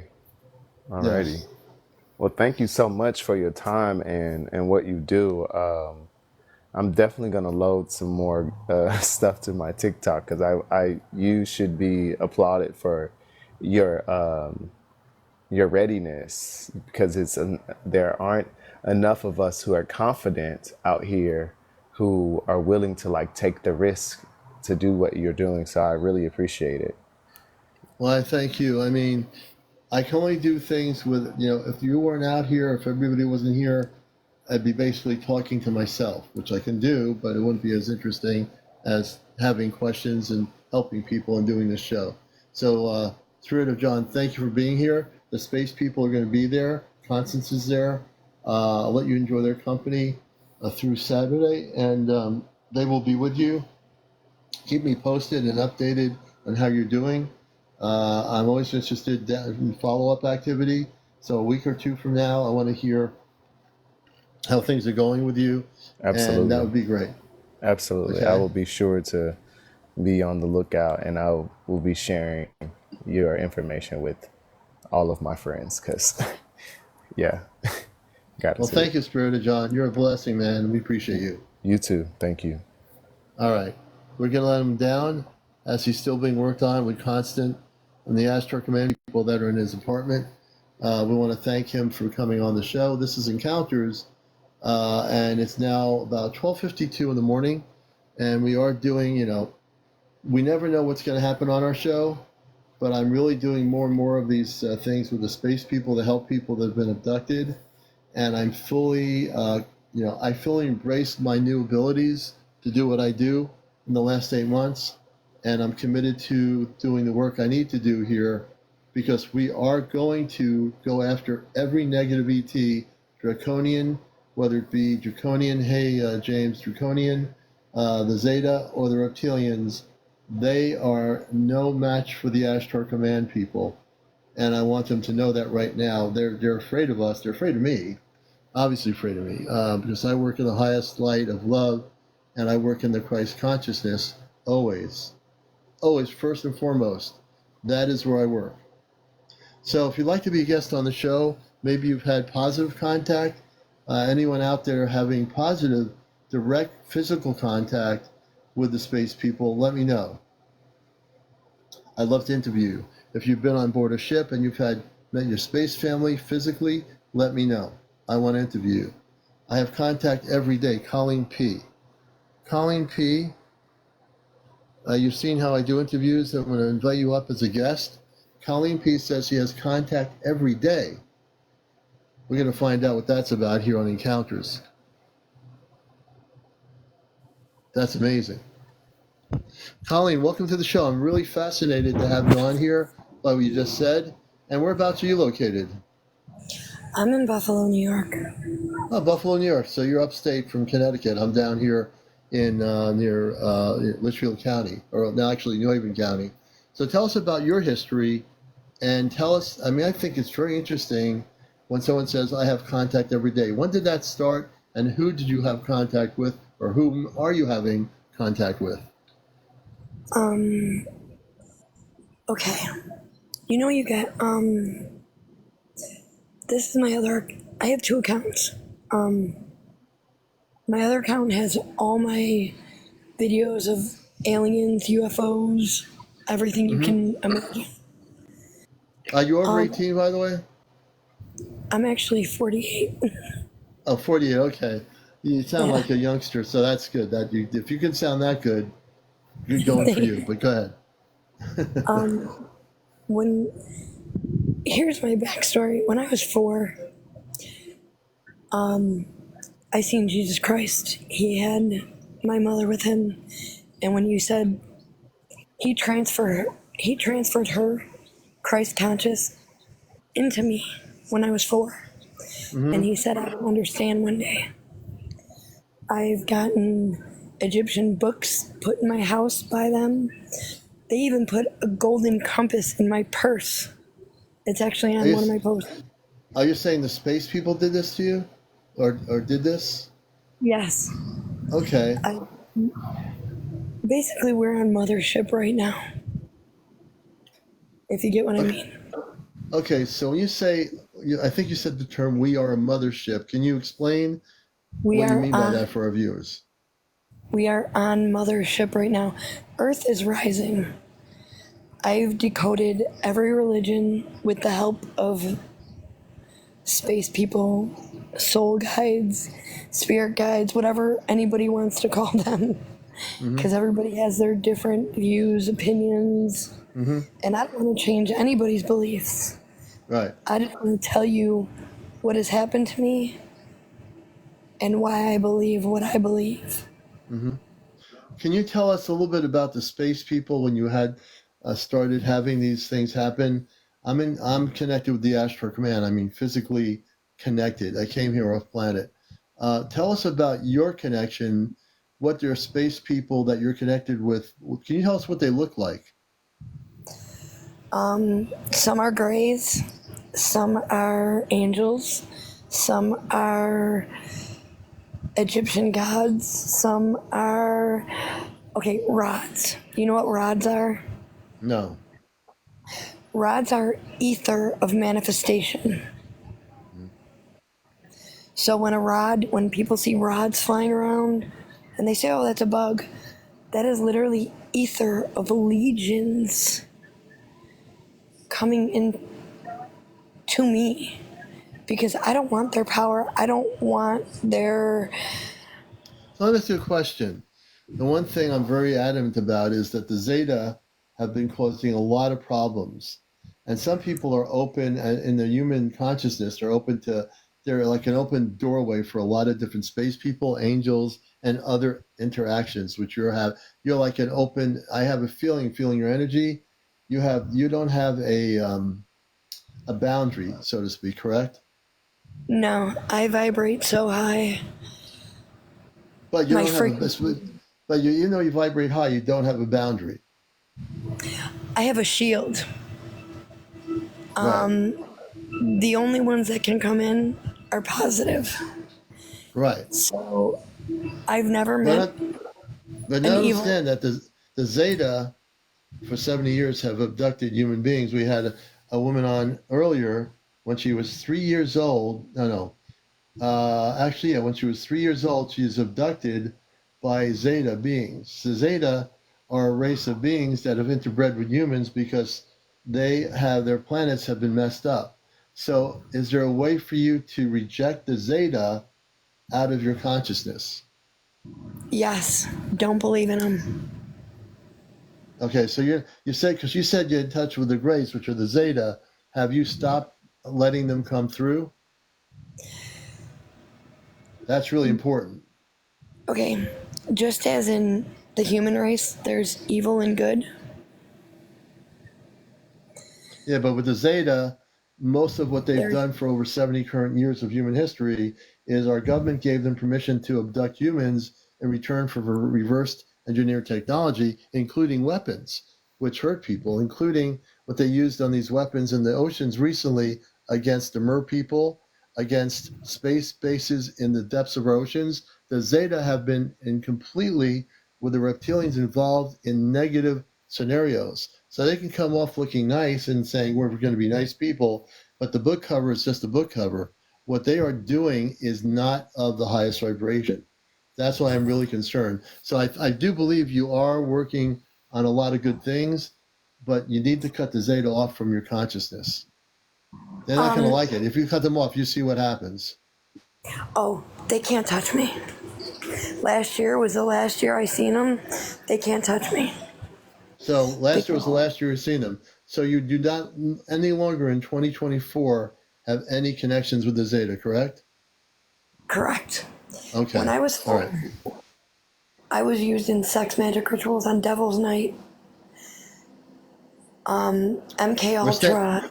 Yeah, This so is we'll stay away from the education. paranormal, just to let you know. The paranormal actually protects me because Yeah, every but human in my life has yeah, abused but me. we stay away on this show from the paranormal discussion. We'll keep it Oh, ET related, but I don't want to get into paranormal stuff. I just want us to, as host of the show, it's been for everybody, not just you, for every guest I have. I say no paranormal. Just if you want to keep it ET, higher consciousness, the Christ levels, the space people, fine. I want to stay away from paranormal, just because I don't want to let that energy in on the show. I'm going to okay. keep it out. Let me how do I refer to say? How can I rephrase this then?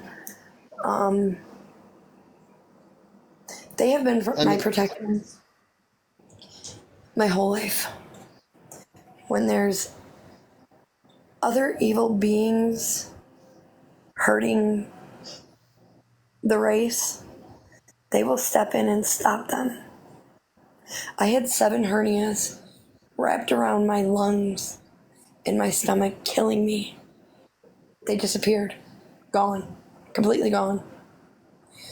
I used to weigh 260 pounds. I'm down to 148.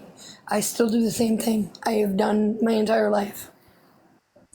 They have recoded me, decoded me. I I can explain it because it's all God. There's they're here to protect us and save humanity. well, the And positive ETs are, but not the negative ETs.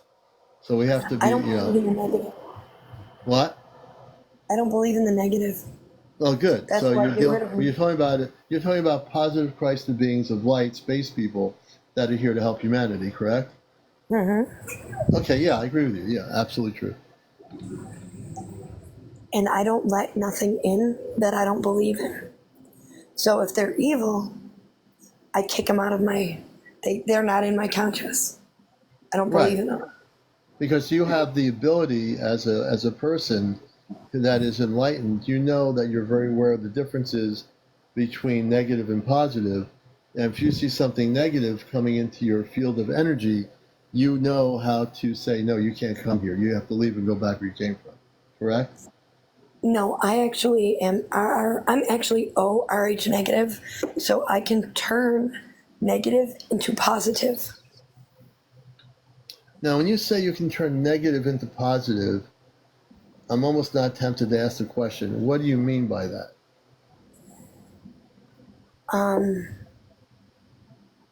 I can see things before they happen. So if something negative is about to happen, I hurry up, switch it, turn it around, and make it positive. Okay, so if there was going to be, let's say, 2 people on the street in your neighborhood getting ready to kind of have a fight with each other, how would you stop that and turn it around and have them shake hands? I'll give you an instance. My friend was, don't even know I was riding down the street. My friend that I've known since I've been 4 years old, 5 years old, was literally about to beat this girl up because he was mentally unstable. Okay. I had to stop her and remind her what she went through as a child. And this other girl was not mentally her age, I should say. And because of all the abuse she went through as a child. And I had to remind my friend of that. And instantly, she stopped, checked herself, and was like, oh my God. We can't fight. We can't fight the fight with a fight. We Right. have to learn not to react. We have to stop and literally, like, I have to remind myself of this every day because I get so angry because of what humanity has done to humanity. Like Right. Well, we have wars on the planet. You have things being done to our marine life, to space people in the oceans by our government working with negative ETs. That's been happening in the last few weeks. And there's stories we can tell you about that. So all these things are happening. So as a person that is awakened in your state, and I'm glad you came up here to tell your story, because I just want my listeners to know we hear all kinds of stories here. So we honor everybody's story. Now, it might be the same as anyone else's story, because all the stories here I hear are somewhat different than the next person, which is fine, But you're not going to hear these stories anywhere else but on my show, because this is a place where people should feel comfortable to come out and reveal who they are, talk about their experiences. Maybe it's not your experience, but it's that person's experience. So we honor them for it, for coming forward, just like Colleen's doing tonight, just like the other guests did earlier this evening. So in your beingness, in your focus, do you believe obviously I feel you have a belief in Christ consciousness. Do you know what that is? I think you do. oh yeah. So do you operate in Christ consciousness? Every moment of every day. Okay. And I ask these questions because I just want to understand you better as a person. So that's why I ask you these questions. You believe in abilities and gifts and all that, right?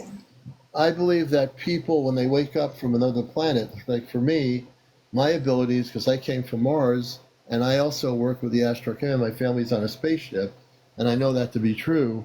I believe people have encoded abilities within their physical being, but everybody wakes up at a certain point. Now, I know there are people in my audience here.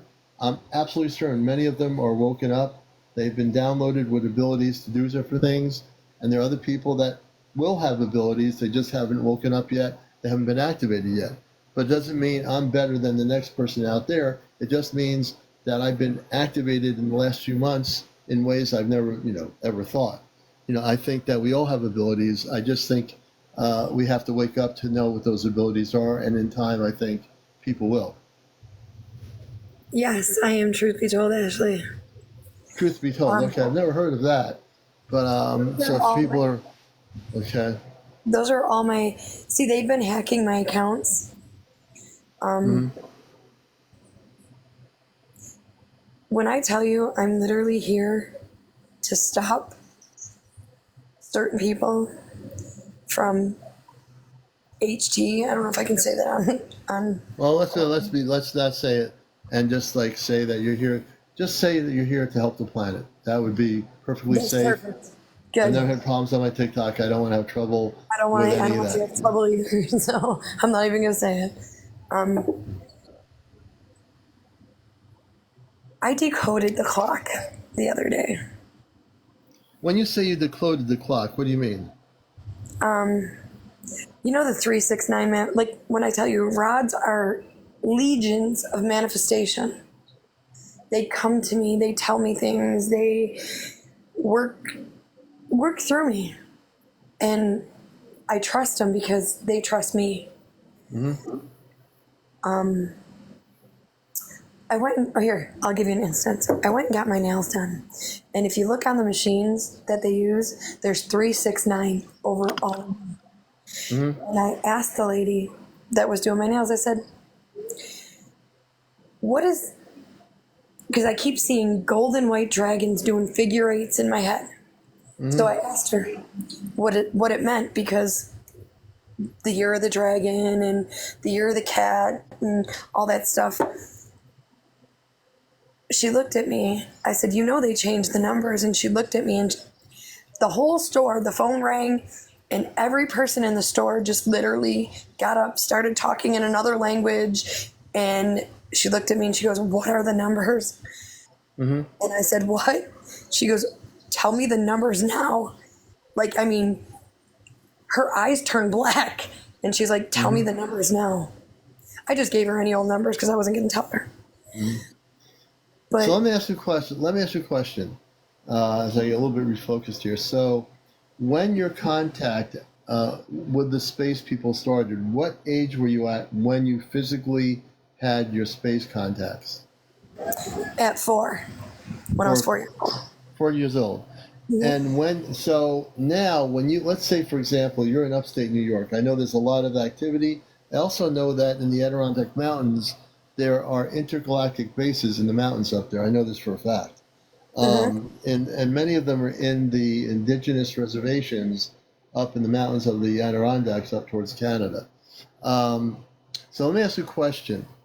Currently, as it stands, when you're being visited, have you been physically taken off planet on any spaceships in your current, between 2023 and 2024, have you been ever off planet physically on one of the spaceships? Every night. Every night. Can you explain what that's about? Because you did mention that earlier in your comments. Like you, Astro. No, like when you go physically off, like for example, I have people that have been on my show that don't astral, they get physically visited and the spaceship is right there and they're taken on board the spaceship physically with the whole body and come back off the ship with the whole body. Have you had that experience? Yes, they heal me, they fix me, they... Tell me about that experience and how it happened, and when was the most recent time that they came to have you on go on the ship?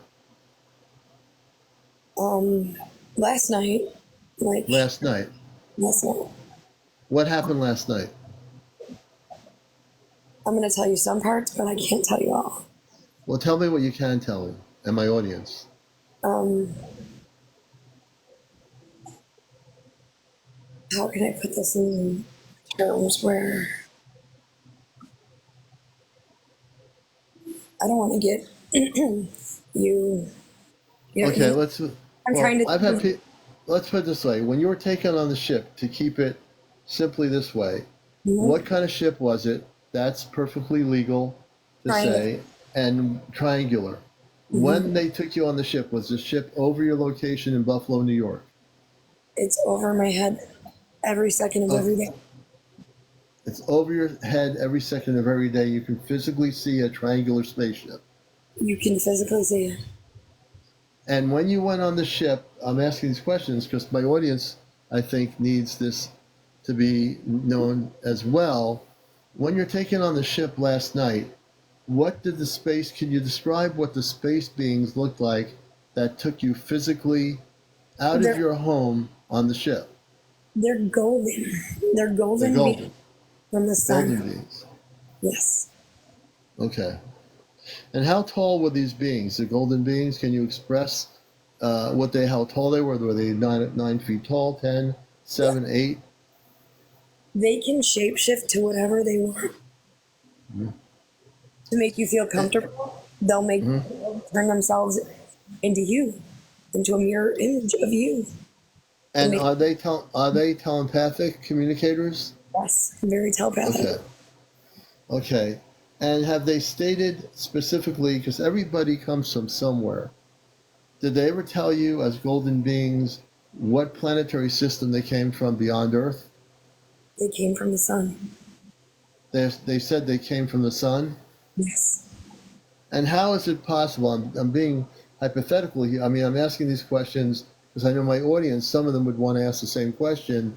So, how is it that they come from the sun, and how is it possible for them to live within the sun? Can you explain that, or can you explain what they told you? So you know how like they say the moon is a ship and Earth is a ship, and how we've been put into boxes and things like that? Hmm. The sun is the same thing. It's not a ball of flame. So, internally in the sun, they live within the sun itself? The only way to the Father is through the sun. Right, but the sun, I'm talking about the physical sun that gives us light and heat for our plants that we grow vegetables.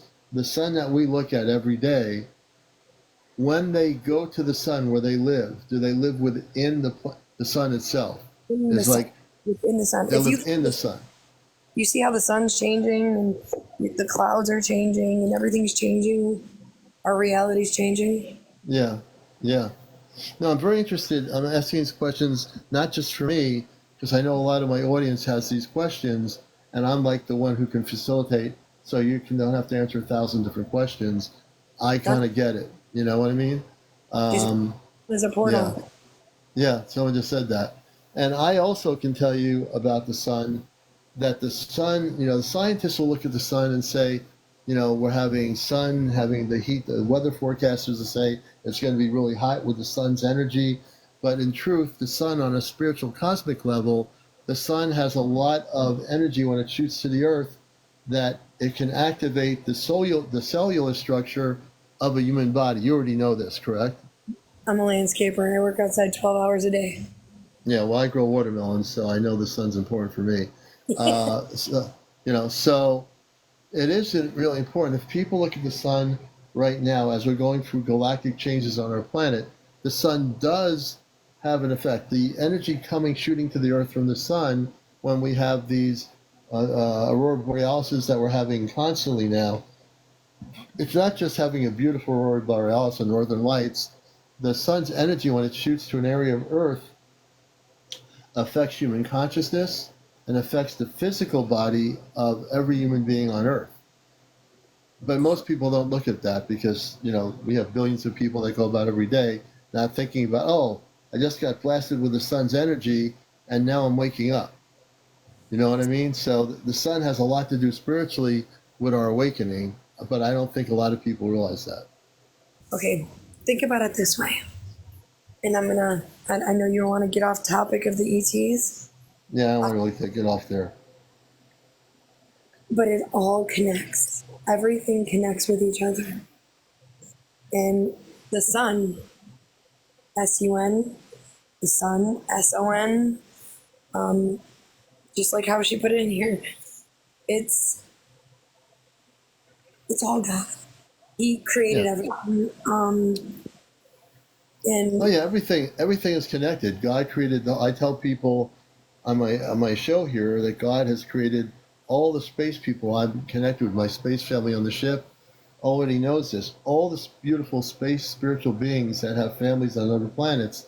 It's all unity. It's all connected. On Earth, we separate everything, but on other planets of light, there's no separation. Everything's connected to the Creator. Everything is Christ consciousness. And it's the most beautiful thing. So I completely understand what you're saying. yeah, it's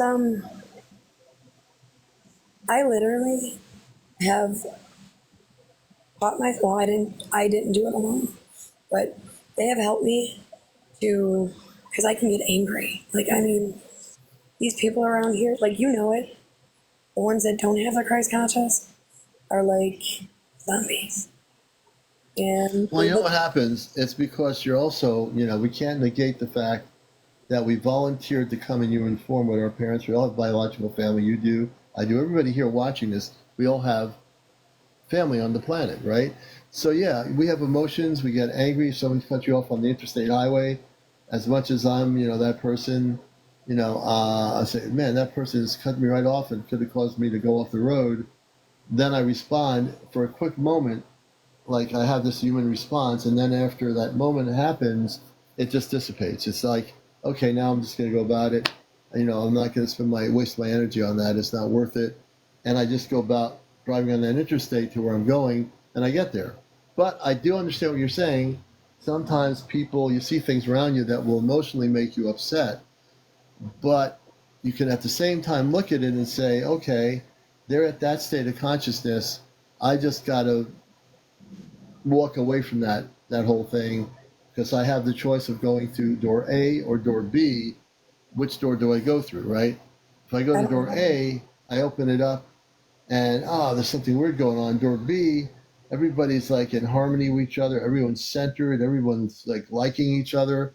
So because we have a free will universe, we also as beings have the ability, as we are awakened souls, to choose which doors we open. Now, if I choose to open the same doors all the time where I'm going to react to something, that's not a door I want to be in. So yeah, I'm human. Believe me, there are times when I'm driving my car and I see people do things that drive me crazy, but that's on a human level. On a spiritual level, I say to myself, I can't stay tuned into that frequency. I see it happening, go by it, it's done. You know what I mean? Yeah, the biggest rumor of war is the one in heaven. Like they made that movie Star Wars. Yeah. It's. Well, I can tell you there's a final, and this is something important to know. We've talked about it in my show with April, my friend in Vermont. There's a final battle going on between the Zeta, the Reptilian, and the Dracos, and they're fighting the Star People, which are the Ashtar Command, which oversees every level of light right now. I can tell you this to be true, and I can also tell you that the negative ETs are not going to be winning any galactic things here. They're actually being rounded up. They're being, and I talk about it on my show pretty regularly now.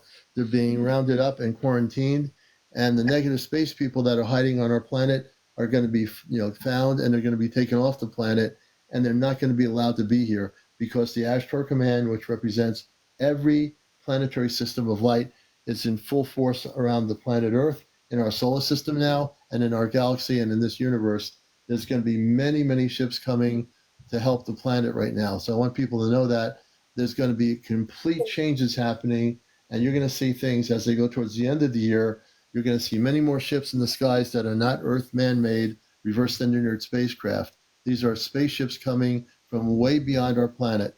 And these are men and women who are human like us, who are spiritual beings of light, and they're coming to assist our planet. They are. Can I ask you a question? Yes. When you say they're being rounded up, when you asked me how would I stop a fight, why should we round up anybody? Why don't we try and change them?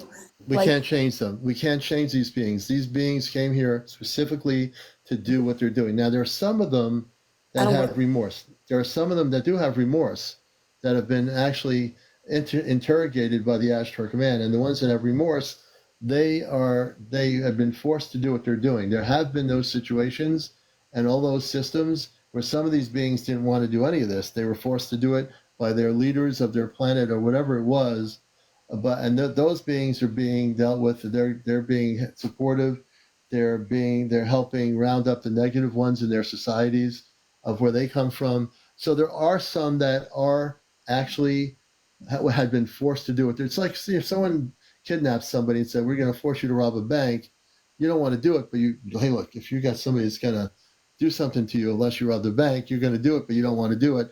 The same thing goes for the ETs. There are some, yes, that were forced to do what they're doing, but the ones in charge of it are very negative, and they've done nasty things to human beings, and those beings are being rounded up. And there's no let them go freely, do what they want. They had that chance, and they messed up that chance by messing up humans and abducting people. That's not going to be allowed anymore. That's being stopped.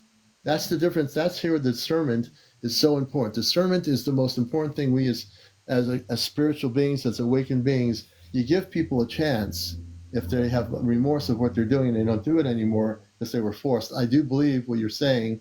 There are some that were, that were totally forced into what they were doing by their own systems, from whoever it was.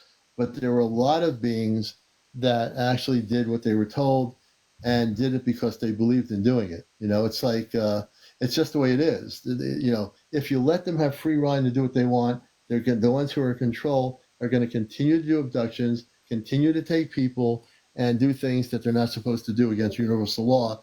And that's the distinction I make, because I work with the Astro Command that works in a very high love frequency, that they're not going to let this happen anymore. And it shouldn't happen anymore. It should be stopped. We Can I should be ask living you can. We should be living on a planet that is a planet of peace, harmony, love, and light. And there's none of this happening anymore. And that's where we're going. so how do we get the ones that are the humans that are officers and that are of the law to stop human trafficking women and children? Right. But that's an earth-based problem. Yep, and That I'm is gonna. right. That's totally, I agree with you. But that's not Yep. negative ETs abducting humans off planet and putting them on a table. That's a whole earth-based issue that has to be dealt with, and probably will be and is being dealt with. But this show's not about that. This show's about the negative ETs Spirituality, that, right? Can I say something spiritual yeah. without you getting angry with me? Because I can feel your I'm not angry. I'm just very, very, passion. I'm very direct. I'm very direct about what I've seen happen with people that I've interviewed, and I've had a lot of abductees on here that have been terribly hurt by negative Okay. ETs. Okay. Do we know there? Okay. So can we talk about God and Jesus? Because when I talk about Jesus, people literally block me and delete me. So am I allowed to talk about God? Yeah, well, Jesus is a space being. God is universal. I mean, that's something we've talked about on here before.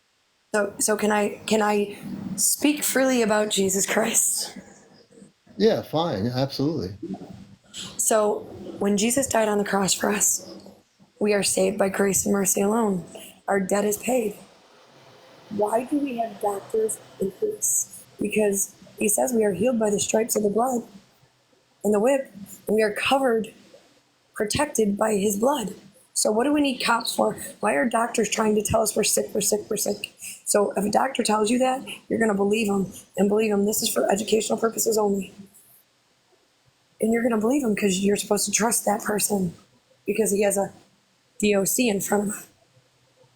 And then you have the cops that I'm literally fighting right now. I went to every precinct. I literally got arrested. I threw my phone through my own window to get arrested, to see a judge because they wouldn't let me see a judge. And you know what they did? I went in front of this judge and I said, listen, one of your detectives aren't being very nice. And he told me he couldn't do nothing for me. He wanted to know how serious my crime was. This is my window. I'm going to break it if I want to. He told me to get the hell out of his courtroom. He never Right, but wanted understand something. I busted the matrix of religion a long time ago. I came into a religion when I was a kid, to and read. I dropped out. I dropped out of my religion when I It's became awakened, and that I was from the stars. I remember my star family when I was a kid, men and women in light blue spacesuits, and they said I wasn't from here. That was my first physical experience. I was like preteen. The Bible and all these things, and Jesus on the cross. That's all been lies. Jesus is on a spaceship right now, I can tell you, and he's not on a cross, and he was never on a cross. There I'm, is man-made religions on earth that destroyed. Man-made religions, whether it be Jewish, Muslim, whatever, are created to control people and their consciousness, not to liberate people. Religion. It's not good for us. Religion. We are not getting a religion. It's a relationship. I don't believe in religion. Right. Where did Jesus cast the legion to? The pigs, right? Well, anyway, I want to thank you for Colleen for sharing how you got into your contact experience. I think that was really interesting, and evidently some people, they know who you are on your other account. So I want to thank you for coming on here tonight and speaking a little bit about your own truth and who you are, and we appreciate it. Thank you. All Having right, me. Colleen. All right, Colleen, thanks so much for being here. I appreciate it. Okay, let's do this here. And, we have all kinds of guests on here. So, it's just the way the show is. And you're watching Encounters, the late night spiritual UFO talk show. I'm CmdrAleon. So I'm amped up tonight, folks. I am really amped up here tonight.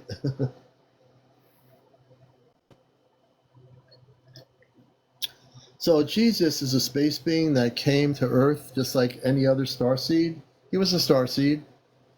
Jesus was a Christed being, like you. Many of you are Christed beings of light. He wasn't the only one, but he came here and then he went off the planet and went back up to the clouds on a spaceship. So, when I tell people that, the religious people go nuts when I say that. That, Commander, you can't see Jesus went on a spaceship. Yeah, I can. He did. He went back up on a spaceship, and the clouds were electromagnetic field that looked like a cloud, and he went zoop, right up on the spaceship. And whether people believe it or not, I don't care. If I cared about whether Jesus went on a spaceship, do you think I would not, I'd say it? Believe me, folks. Our planet's shifting. Our consciousness is shifting. The negative ETs are going to be dealt with.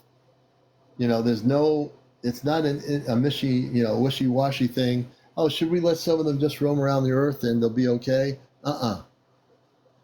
And the reason I say that, because I've interviewed over many years, including on my radio show, people that were abducted by different types of lower vibrational ETs. And no, you don't just let them go do whatever they want. That was the problem. Our government worked with them. Our government is still working with them. And that has got to stop. So for me, it's really black and white. I don't get mushy-wushy around it. I'm very clear about the people that are being abducted and have been abducted. Especially when people are taken at 3 years old and, whatever, and they're put on a table by negative ETs, and we're supposed to say, oh, well, you give them a chance. No, you don't give them a chance. Their purpose was they messed up their worlds, and then they come to Earth to mess up our planet. That's it. That's what's happening. So, yeah. And you can see the work I'm doing. Like I had John on here before. We have space people that came to LA off the ship. He had a beautiful experience. They got all the implants out of him that were put into him by negative ETs that abducted him. They weren't there to be nice to him. They put implants in his body. These were the negative ETs, the Zeta, the Draconians, the Reptilians, all of them. I don't care what people say to try to defend those beings. They are not the nicest people in the world. Okay? They aren't. Now you're hearing me speak from Ashtar command levels of consciousness. This has to stop, and it will be stopped, and it is being stopped. What the negative ETs did in the oceans that April talked about, if you heard the story, where this little mer girl was 8 years old, they tried to save her. Because of negative ETs working with our government with a laser beam in the depths of our oceans, many people died, and this little mer girl died who was 8 years old. I talked about it on my show not too long ago. And this was done by negative ETs working with our government recently. This has to stop. So if you didn't know this happened, it did. So no, we don't just open our doors up to any ETs that want to come in the doorway. You have to be using discernment. You have to make perimeters. You have to have yourself being in a high state of consciousness. You have to protect yourself. None of this wishy-washy stuff. Oh yeah, they're not all bad. Oh, it's okay. They can abduct me if they want to. I know they're not really going to do anything. I say it the way it is. And I'm not trying to be like, I'm not trying to get the highest scores on media, but I say it the way it is. I am not backing off what I say. I'd be a phony if I did. If I start saying, oh yeah, it's okay now, I see your point. Maybe some of those Zeta people with the Draconians, they're really good. We should have them come over for coffee sometime. Don't do that. Trust me. Trust yourself. You know, trust who you are. You know, I love everybody, but I can't love those beings that take humans and little kids and abduct them on their ships and do what they do. You know, because they don't know how to love us. They don't know how to respect the people that they've abducted, or else they wouldn't be abducting them. You know, when a being abducts you from off planet, from a world that is dying, and abducts your child, or you get abducted, no, I have no sympathy for that.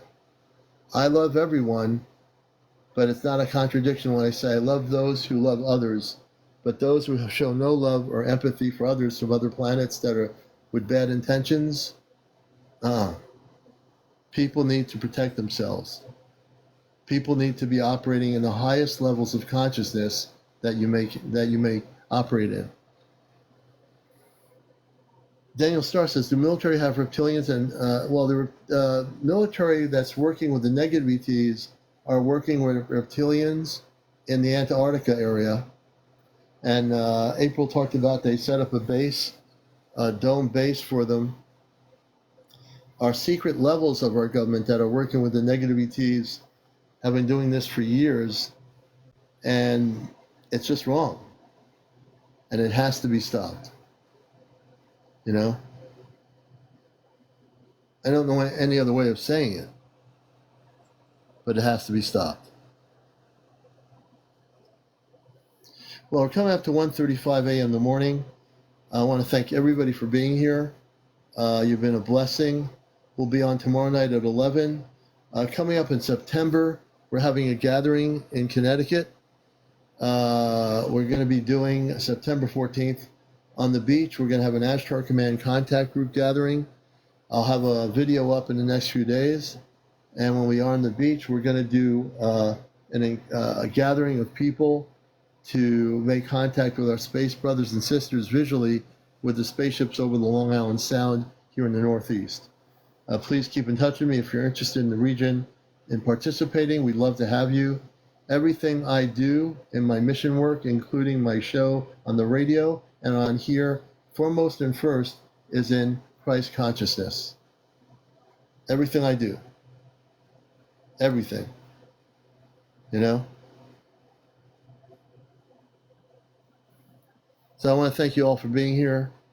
I hope I hope you're having a good night. I hope you have a good weekend. It's been great being here. I'm still really amped up. So we'll catch you all later. And thank you for the gifts. If you want to do any last minute gifting, please do. That really helps the support of the show, those that have TikTok coins. Thank you, Rachel. Let's do a few more of the TikTok gifts right now. Thank you, Red Jen. Thank you very much. I appreciate that. I appreciate all the new people that are finding my show. Gypsy Tia, thank you for the gifts.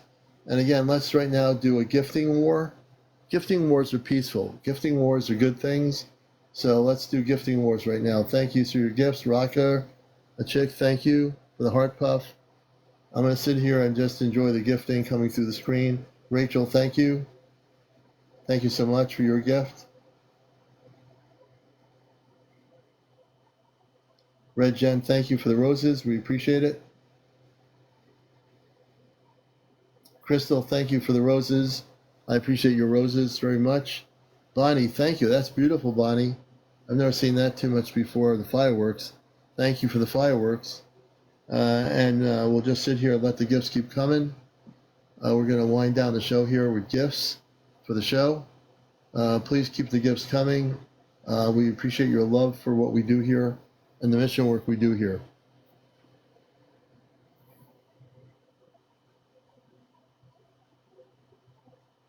Alrighty. Well, I want to thank you all for being here. Thank you, Al Cove, for the gift of the finger heart. I appreciate that. I'm going to change something here as on the gifting thing. I'm editing the gifting thing. I'm going to go to the hat. So I'm going to go to the hat here. We're going to do 10 hats. I want to try to do 10 hats. Let's see here. Too many hats. Wait a minute.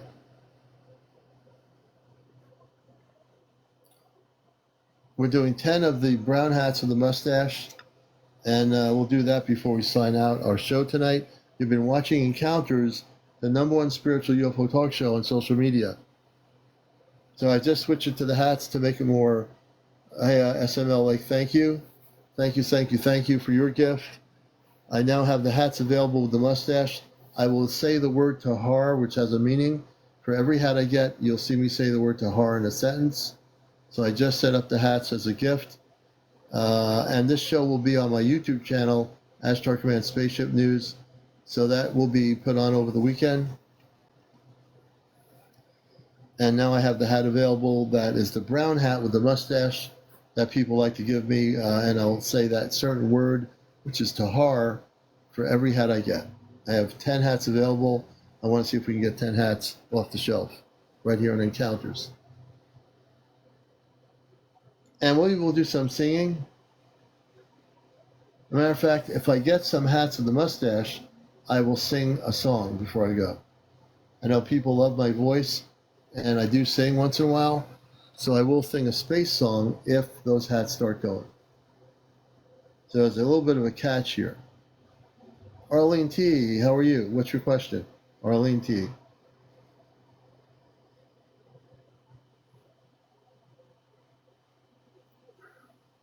No, good comment. To have a non-military place for landings to determine the ET's behavior or intentions, even as well. Yeah.